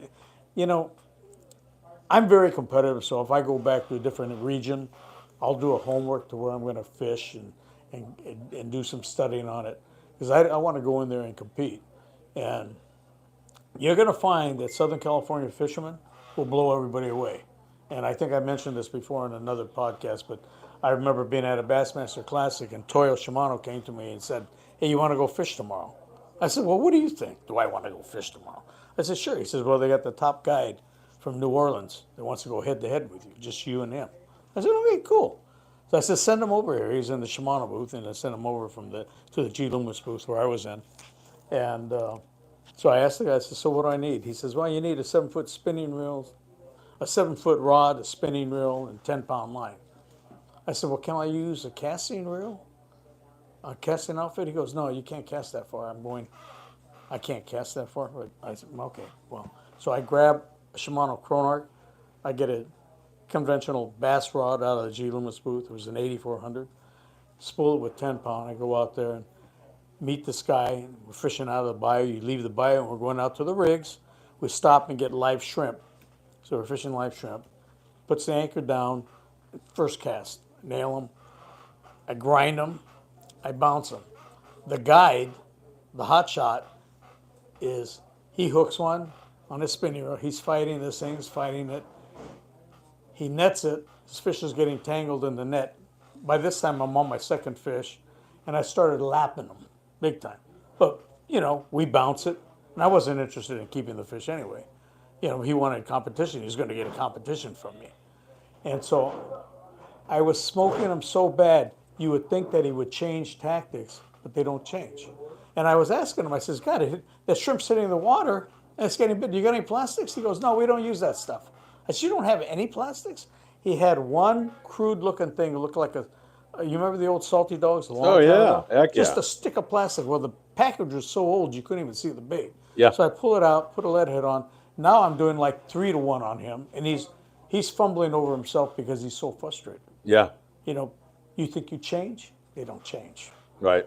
That's the difference between one of our fishermen here that we deal with, because we'll adapt and change, and we're watching, and we're looking to improve our game every time we go out. So that's the blessing in being here, folks, and why, we want to give you information. It's for your own benefit, but keeping your eyes open, your ears open, your mouth shut. That's something Taka always told me, but it holds true. It's good. You could, by listening and hearing and watching. I had the blessing of being on the boat with some of the greatest charter groups around in Southern California and watching some of the Sharpies there, the Jimmy Lou's, the Corky Yokois, these guys that set world records on yellowfin, and they're just excellent, excellent fishermen. You know, I mean, you name it. The Harold Oldfields, you name these innovators that were in an industry. We're blessed to be around these guys. And if you keep your mind open and your eyes open, your ears open, and your mouth shut, you'll learn something. That's the key. Israel De La Cruz just sent us $20 and said, "Here's to a 3-hour podcast, boys. Keep it going." Wow. I think he's going to get his wish. Unbelievable. Jeremy G. Yeah, Ducks. We might need that because did we eat all the pizza out there? Yeah. Hey, Danny. I stole a salad. Oh, man. I've got a salad hidden behind here, so There you Danny go. and I can. He says he hasn't tried them. Some amazing fishermen praise them. Was going to pick some up. Maybe the Halcos he's talking about. Ducks. Yeah. Brandon, I was one of the very few people, Danny's, question mark, that makes no sense, to bring the shredder bar to California when this bluefin showed up. I learned it from the East Coast, I'm guessing, and I won't toot my own horn. But yeah, East Coast helps. You know So what? he got a shredder bar. It's keeping your eyes and ears open and implementing That's right. anything that is applicable in the waters that you're fishing. And chances are, if you're using that and nobody else is using it, it's a proven method. So, you know, how smart is that? So, you know, keeping your eyes open, your ears open, your mouth shut is always a good thing. You know, it was a good thing that Taka told me back in those days. 100%. Omar says, our Southern California waters seem to be a lot more complicated to fish than Florida's tropical waters. Is he right on that or not? I think, you know, we take it to a different level. I watch these guys fishing spinning reels, and they're high sticking and stuff. Well, you're high sticking, you're getting 15, 20% of the power of the rod as opposed to holding it down here.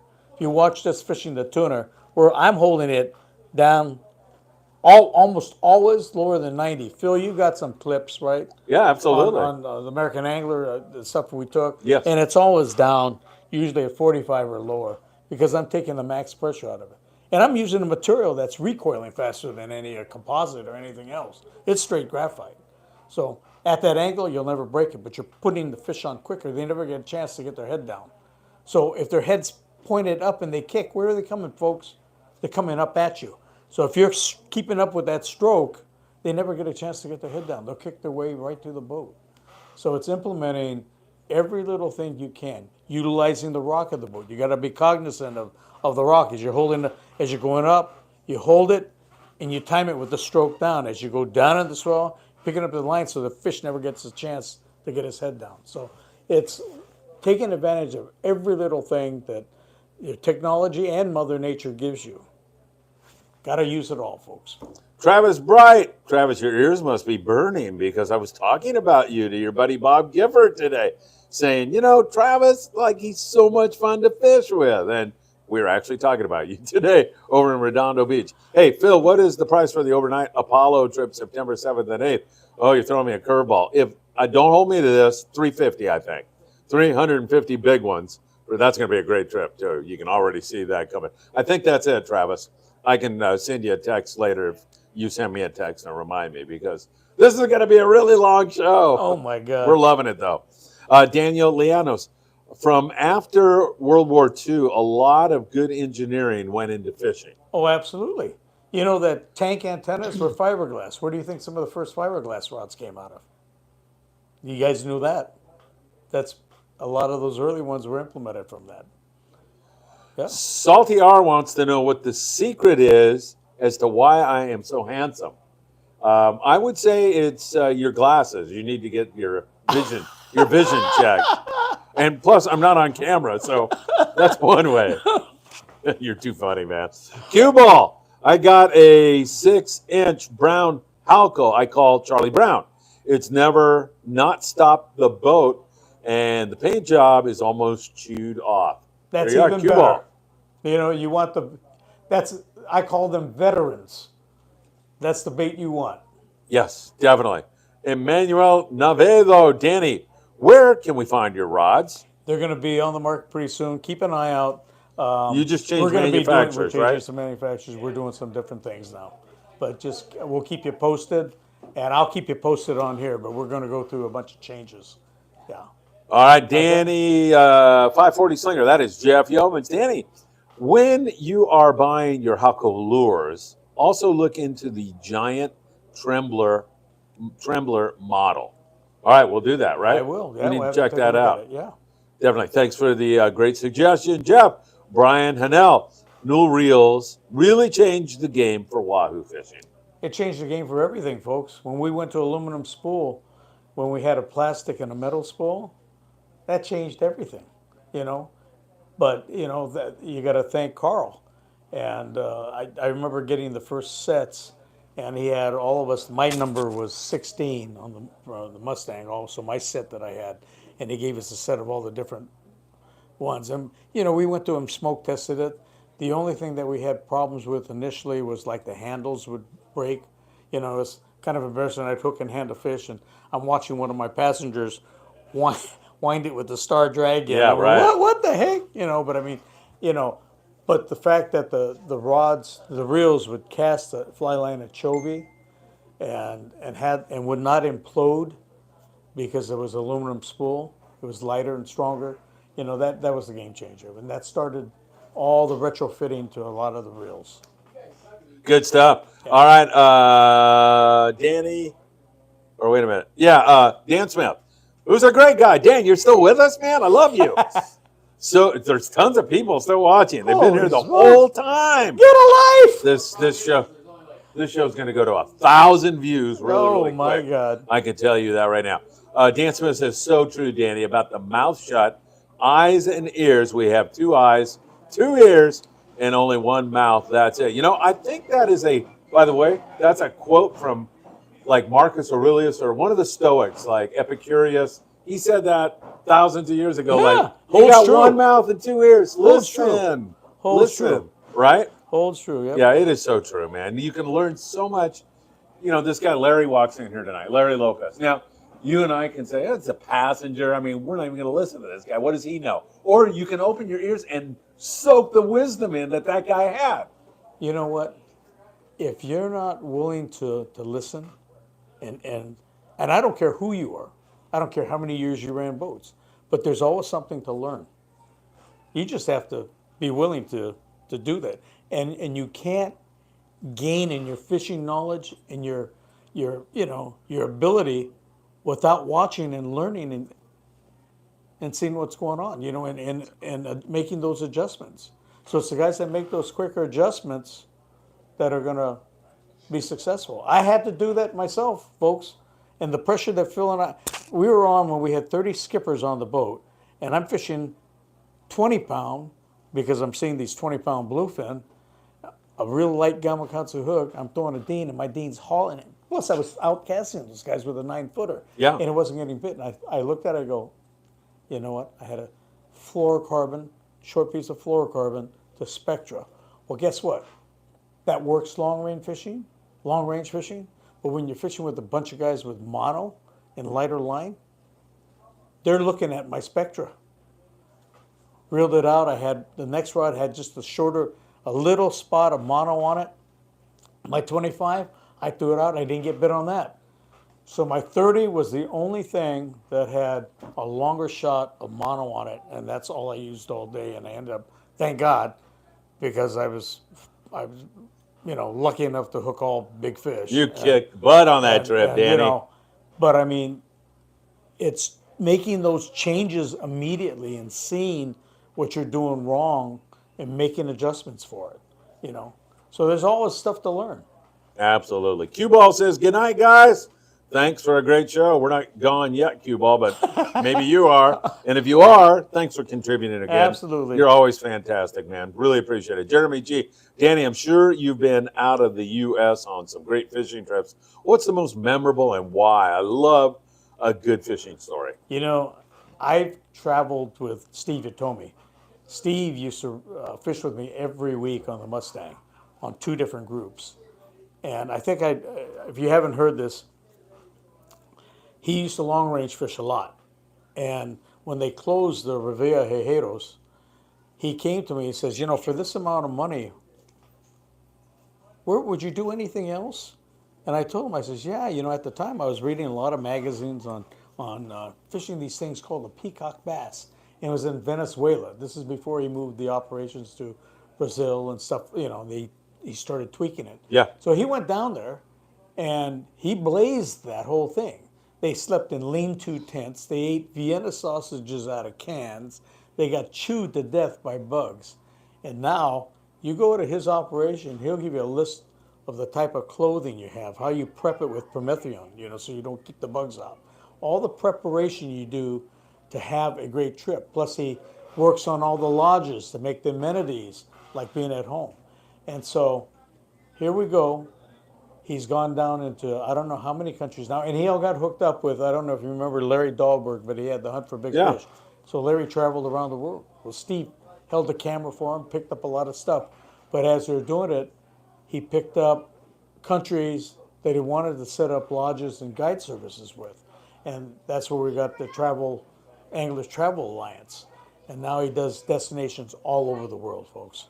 But he doesn't do it just to do it. He does it, tweaks it, and makes it the very best. And you go, it's a turnkey.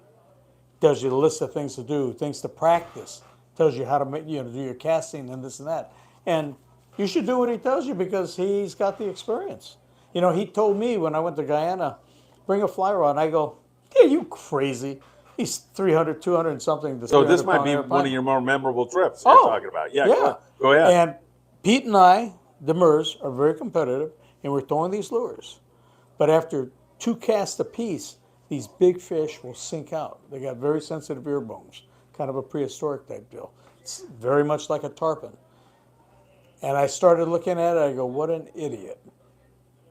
I should have brought a 14-weight fly rod because you could lay it down without making that big splash and sinking that fish out, and you could strip and cast. And in these, I didn't realize the lagoons are shallow, 4 to 6 feet, and it's all landlocked. So, they can go so far, and if they start heading to the weeds, one of the guys will jump in the water and get in between him and the weeds, and the fish would veer off. So I started thinking, I says, why didn't I listen to Steve? Because I could have nailed him on a 14-weight, because you could have made those casts without spooking those fish. So, he's got all this dialed in, and that's why you should travel with the guys that really know their stuff. They will, from clothing to preparation to the shots you need where you're going in those destinations. He's got it dialed in, folks. He really is the best when it comes to, traveling around the world. And I think as we speak, I think he's down in Brazil right now. But, if you do have an inkling to travel around the world, which is a tremendous, tremendous blessing, he's the guy to go with. So. What's up, Sonar? Yeah. All right, back to we still have more questions. Senko bass. Will the trout rods and saltwater rods be released at the same time when you're releasing those? Well, I don't know. I think the saltwater rods, we're going to have to redo the trout rods.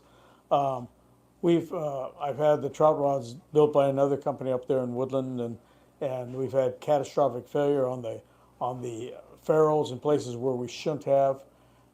They're trying to blame me for design, but I'm going to tell you, it's all in the rolling. It was both on the ferrule side and the tip section. So, it's a structural problem in the rolling. So, and they won't admit to their fault. So we are going to be switching companies. Yeah. All right. Brandon says, I want to ask all the questions, Danny, next week from your friend Jeff. What World War II brought to the California fishing scene? I can't imagine the wonderful stories this man is going to have. Israel de la Cruz, I noticed that East Coast uses spinning setups to the West Coast use of conventional setups. So that's pretty true, right? Yeah, I'm going to tell you something, too. You watch these guys on TV fishing the spinning reels. The rods are up here, okay? What did I tell you? Where do we fish?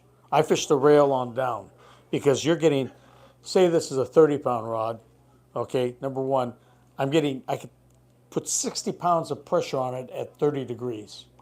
And that's why you see it on some of the footage, Phil, where I have it down, even on the Freedom trip, it's down pointed. So I'm taking the max out of it. And that's the only way you're going to get a a 60 to 100 pound fish with 30 pound line anyway. In your head, you got to say, I'm going to get them, or I'm going to break them off. It's too bad they wouldn't eat 40. I would have had a better chance, but they wouldn't eat anybody's 40. So you got to use what you got to use. But on a spinning rod, when you're up here, and these guys, I watch these guys on TV, they're up there high. Okay, they're putting maybe at the most 12, 15 pounds of pressure on that fish. Are you serious? They have never equated or quantified that. So they don't even know. So that's why, going to different regions, you could take a Southern California fisherman, you're going to smoke those guys. Given, the knowledge of, what kind of fishery it is, but just how we pull and how we assess things, it's totally different, folks. And this is when sometimes, like, fishing with a spinning reel here in Southern California is taboo. A lot of people don't like it, but this is using a spinning reel. There should be no shame about that. We can take what they're doing on the East Coast, fish the spinning reel here, and then fish it the way you're talking about with the correct angle. It's about the angle. Yeah. It's about the angle, folks. Perfect. I love it. Brandon, we all remember the Wham days, a bass plastic lure used for lakes. It was the hottest darn ticket in the 90s for local ocean fishing I've ever seen. We love learning as anglers, Danny. You're right. You know what? I've told myself something from day one, from the time I was 5 years old. If I can't learn something new every time I go fishing, I'm not looking hard enough. And it's true. I learn something every single time. And the minute you think you know it all, you're done. You're cooked. You just cooked yourself because it's ongoing. I think that's the beauty of our sport. I learned something tonight, and absolutely. that was that when there's a salad sitting out there, no one's looking, grab it quick and hide it here in the studio so you and I eat after the. Right? I learned that just tonight. That was like making a good move to the bluefin ground or something. Yeah, that was a good move. I heard Mike out there, hey, where'd that salad go? I don't know. I like it. All right. Aaron Aguilares. Aaron, thanks for being here, my friend. I love the history you guys share and what you did to give us the sport we all love and have this deep passion for. Without you, Phil, and Danny, SoCal Fishing would never be where it is now. Aaron, you're going to bring a tear to my eye, man. Thank you. Aaron, that means a lot, right? We talked. It has Not to so do much with me, you, Danny. Talks. No, it's our people in general. I mean, look at all the guys. It's a different level and mindset that our Southern California fishermen have. Whether you're fishing the Sierras, whether you're bass fishing, whether you're offshore fishing tuna, and like I said, the analogy I try to tell you is I'm looking at, and I just mentioned this a while ago. I'm watching these bass shows now, and they finally got this front showing, like a sonar. This is 2023 again. We were implementing that scanning sonar in 1981. So imagine the difference in our mentality in our heads and how we perceive things, how we approach fishing offshore or even on the lakes. And we were the only ones to even realize that we had current on the lakes. Now, you watch these guys on TV, they're on the trolling motor, and you're not holding constant with two anchor lines down. So how do you know which way the current's going? So if you don't know which way the current's going, what side of the rock are you going to cast on? Or the tree? And so you're sitting with respect to your conditions. They don't understand it, so they're randomly casting. To me, that's more of an element of luck than approaching it knowing that the current's taking a certain way. If we took you out to Cortez Bank, what side of the bank are we fishing on? Are you on the up current side or down current side? Or if you're sitting on the wrong side, folks, you're out in the desert. So, knowing and assessing what your conditions are and the currents, the key, total key, as to where you're going. It's no different on the lakes or a stream. I fished a stream all my life from the time I was 4 actually. And so understanding the currents, undercuts, and things like that harbor fish, all come into play. But putting all that together in all your different aspects of fishing is what makes us. Hey, it looks like there's more pizza back there, by the way. Hey, I'm in. Well, you're not finished, Greg. Oh, no, oh, yeah, we're still Hey, talking. what's up, boys? Come on in. You guys want to be on, you want to say something on air tonight? Tell us a little bit about the bite? Yes. Me? Yeah, we can. We're kind of going right I now. know, you got Oh, yeah? 30 seconds. Walk over there. All right. Sit down. Talk Introduce fast. yourself, first of all. What's up? I'm Robbie. I work on the Pride. Can I say something? Yeah. This guy, you were there. I worked. Worked his butt off. Were you on the? I went on In the Pride for December? the first time. Mhm. Yeah. It was fun. First cast, we had the squid, Mm-hmm. and I used the team, but my first cast, I nailed one. Yeah. Yeah. Robbie, guys can you did. tell us just Awesome. briefly? I know you gotta go. What's biting? What do people? Everything. What do people need to bring gear wise? Yeah, what's biting? We say bring the kitchen sink when you come fishing with us. We've been catching sea bass and anything to cow bluefin on every trip almost. It's been I've seen it. I've We've been caught watching. sea bass I'm looking and at the site. giant bluefin. That's Robbie, awesome. I gotta bring 3 rods with me. What are they? What do I need? Definitely a heavy rod with What? 80 to 100 pound Okay. fishing knife jig at night. And I'd say definitely something with 40 pound on it. And then maybe even a lighter rod, like 25 pound if we go fish the island or something. All right. There you perfect. go.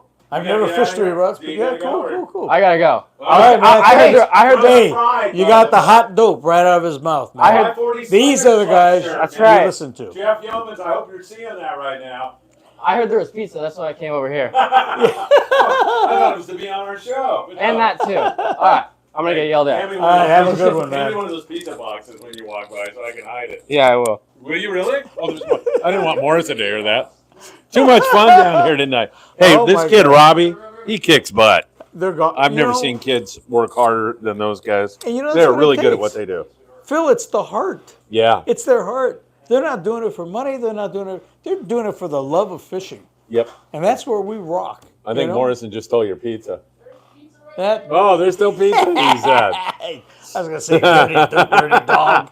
All right, and Aaron goes on to say, Aaron was the guy who gave us that Yeah. lovely compliment. He says, can't wait to fish with you guys and hear the wisdom and advice on the water. Aaron, that will be our honor, right, Danny? Absolutely. Israel De La Cruz. Danny, I have a question. He paid us $20 to stay on for a 3-hour show, so we got to do it. Hey, When slow pitch jigging, having a bite leader, will it affect the movement of the jig instead of tying it straight to the braid?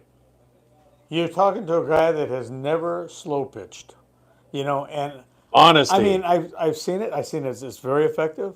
That is not my gig, and I've watched these guys fight the fish at different angles, and I'm not into lifting over 90 degrees. I'm used to keeping it down low. So it's a little different. It's very effective as far as hooking fish, but as far as putting the fish on, the recovery because of those slow pitch rods, usually it's a very soft tip. You're not getting any lift out of that. So Right. until you get to the shutoff area, you're not going to get the lift. So by keeping the angle down on it, you're going to, increase your power. And I think I told you a little bit about the power curves on the different angles. So that's one of the reasons why I won't implement that in my fishing. And I'm used to fishing, number one, a conventional reel. Well, and it could be conventional. I've seen both. But generally the slow pitch rods have a very soft tip. And I use my rods to pick up the line. So I want them recoiling fast. And that's why I'm using straight graphite. It's not for everybody. Because if you're fishing a straight graphite like you would a slow pitch, if you high stick it, yeah, you can blow the tips. But why would you have it up here when you're getting 1/10 the pressure that you are down here? So for me, it's all about putting the fish on quicker, keeping the fish coming to you the whole time. And so as far as implementing your fishing technique, I'm back to the conventional deal, but I'm fishing where I'm getting the maximum pressure on the rod, which is down here. Daniel Llanos, you're right, Danny. Better to be a learn-it-all than a know-it-all. That is very true. That's it. If you can't learn something new every time you go fishing, you're not looking hard enough, and I'm including myself. Wild Willie says East Coast is usually shallower water than most water on the West Coast. It's usually shallower thinking too. I've seen it. They get very hard-headed about this is the way we do it. Well, you know what? From what I know, the more time I spend on the water, there's no hard and fast rules. You got to adapt. It can change overnight. And you talk to the deckhands, and they'll tell you. And that's why it's always good to talk to your crew. And they're out there every day. I'm not out there every day. These kids are. They're the ones you listen to. When you get their advice, then you make your adaptations to your tackle, and that gets you a huge edge starting out of the gate in the morning. So, be aware of that. Just listen. listen, find out what's going on. These kids are the Sharpies, I'll tell you. Jeremy G, I learned last trip a guy that crimps all his heavy setups and welds all of his rings. What's your opinion on crimping versus tying your line? Is it that big of a game changer? I've done both. But I usually tie it, especially if I'm in a bite, you know.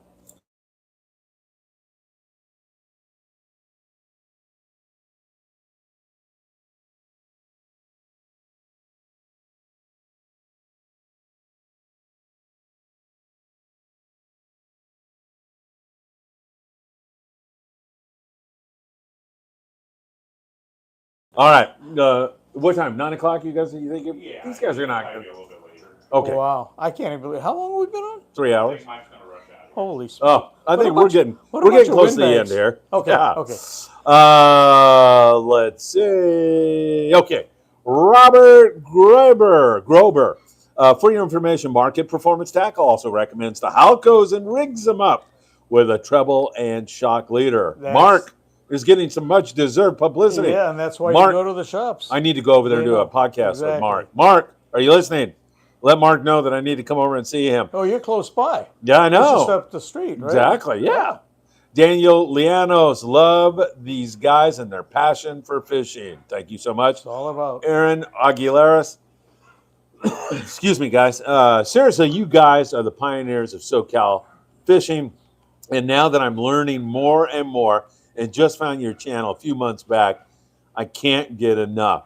I'm there every morning for your briefing. Aaron, thank you so much from the bottom of both our hearts. It means a lot. We're blessed being in Southern Cal because this is the innovation capital of the world. I mean, this is, we're home of Disney, home of, aerospace, Hollywood, Caltech, JPL. The mindset that we have here in California blows everyone around and almost everywhere in the world. The only technical places that I've seen personally where the fishermen are that take it to the same levels that we do, maybe in Japan. But overall, because of the diversity of the fishing that we do, I would put our money on our guys here in California. Perfect. Dan Smith says, Phil, Danny, hey, I just woke up. You guys are still on? Yeah, a bunch of windbags. I was going to go to the boat tonight, but the show is so good, I'm going to stay here. Brandon says, hey, Danny, I've noticed some anglers will make fun of us using the rail for these monster tank bluefin. Do you think it's fine for using for assistance? Is it okay to use the rail? Are you kidding me? I'm going to be 70. Of course I'm going to use the rail. Are you crazy? Brian Harnell, I've always wanted to go largemouth bass fishing in Cuba. I've always wanted to go to Cuba, Brian. I'd be right there with you. I've heard that's where the Florida strain bass come from. You know anything about that? I remember reading a lot of the early stories, and I have books on that. The problem with a straight Florida strain, it's like what we had in San Diego. It was really the crossbreed of the northern strain in the Floridas that made those super bass that we caught. And I was blessed to be around that time where they were maturing, where the first cross between the northerns that we had here and the Floridas that Orville Ball brought in 1959, and it started in the San Diego chain and worked its way up. And, it was all timing, and you had to understand that too as it matured. It also, they grew faster in the lakes that were stocked with trout. And, I think to a certain extent, a lot of those fish got big because of that. But I do know that when it came time for the spawn, that when they're so big and heavy laden with eggs, they can't catch a free-swimming trout. And the other thing was, they became susceptible. Oh my God, why am I driving? 3 hours, that's why. 3 hours, that's why, yeah.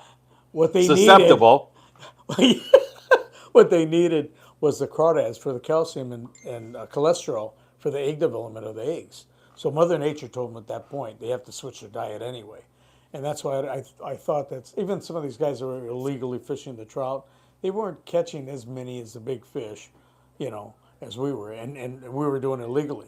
And if they did, they definitely couldn't replicate it on camera. So I made it a point to do a lot of TV shows with most all the major guys to show them that it was a viable way of doing it, implementing saltwater methodology and double anchoring, utilizing the current electronics, to find these fish. So it was a different program. We're going to get kicked out of here pretty soon, but Felix Velador is here. He says, how's it going, guys?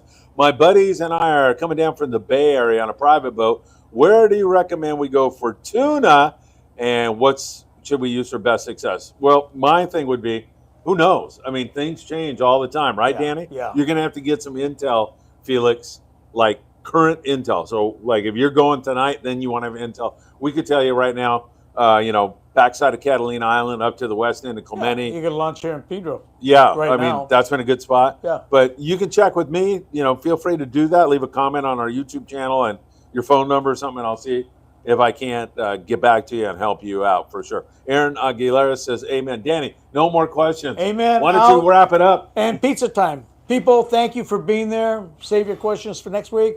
I've got a very special guest coming in, my fishing partner, Jeff, and we're bringing in a 94-year-old guy that literally was one of the guys that snuck out of the camps, Manzanar relocation camp, to go hike up and catch trout, sneaking out behind the barbed wire to go catch trout. So they'll be on next week. And Jeff will also, he can fill you in on like our long range trip. He's my saltwater fishing partner too. We fished, all through college, and well, that's been a long time now, looking at our age. So anyway, thanks for listening, folks. Appreciate your support. Tons of people. Thank you. And you know what I'm going to do? Why not, for our outro today, I'm going to walk out and you can watch the Pride and the Freedom League. There you go. With us. Get a shot of it. Yeah. Aaron Aguilera Heck yeah. says amen. Albert Ponce, best show ever. Felix says thank you. Wild Willie, applause. Albert says thanks for all the knowledge. Tangle Diver says see ya. Jeremy G, I can't wait for you guys are the best. Danny's going for pizza right now. Oh yeah, And you I'll knew, take you knew out. that, didn't I? I'm glad you're No. keep that camera pointed that way so Gail doesn't see it. Yeah, right. Yeah. Hallelujah! Oh, look at We're in the money. there you go, man. We got a microwave too. Oh, All right, God. let's say goodbye to the boys here. Hopefully this will still work. Have a great night, you guys. We are live. Oh, there he is. You're gonna get them. Michael Morris and Benjamin. Have fun, boys. Go What kill are you them, doing man. up there? Trevor, have fun. Hey, that's our pizza. Cheers! Hey, Tino. Hey, there's- Tino! There it is. Get him, Tino!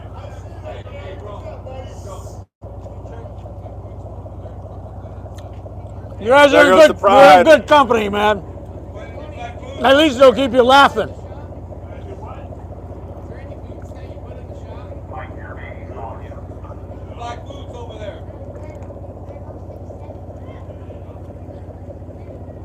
Here comes Gary Woodrum up the dock. We'll say hello to him when he walks by. Tony Gonzalez from 22nd Street Landing. Gary Woodrum! We're on live, dude. What's happening? All right.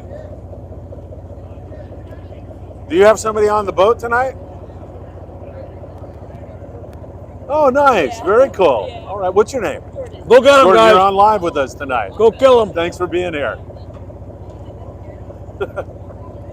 And hey, Hey, here's the trick. If things get tough, just take a knife, take it up to the wellhouse, and put it out there until us Japanese skippers, harakiri. hey, that's our pizza. Doggone it, Gary. Hey, stole our pizza.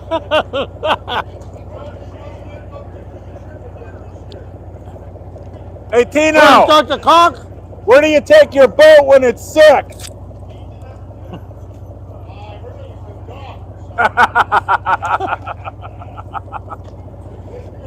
You have a great trip. What an You guys exciting will get time 'em. it is. It's draining. What do you mean it's draining? The logistics behind this.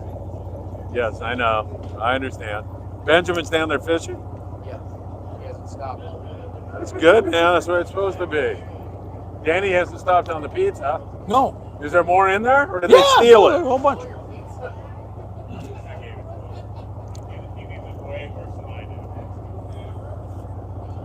All right, they're getting ready to take off. Good luck, everybody. Go get them.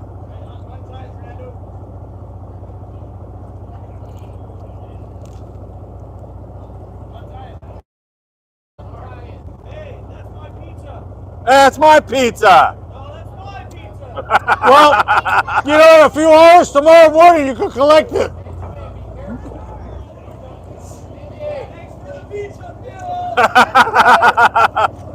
You stole it. I'm going to starve to death now.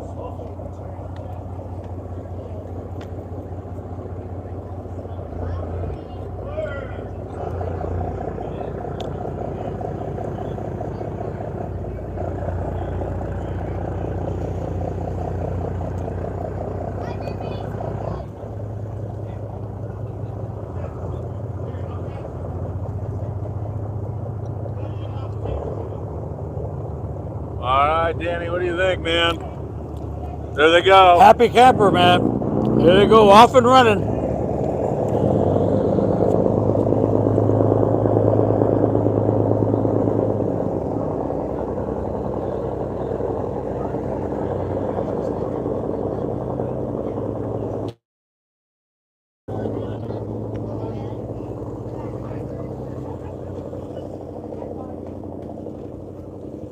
All right, everybody. It's time to call it quits, I think. What a day, Almost. huh? Benjamin, what's up? Janelle, what's up? You guys are live. Oh, All right. What's up, gentlemen? Are they biting? oh wow. Beautiful. All right. Doesn't get any There better they than go. that, man. We're out of here, everybody. Have a great evening. Thanks for joining us. Hit that like button. Share. Remember, we're on Instagram, Facebook, and TikTok. Always a pleasure to be with you. Thanks for joining us for the Danny Kadota Show live tonight. We'll see you tomorrow morning for the morning briefing.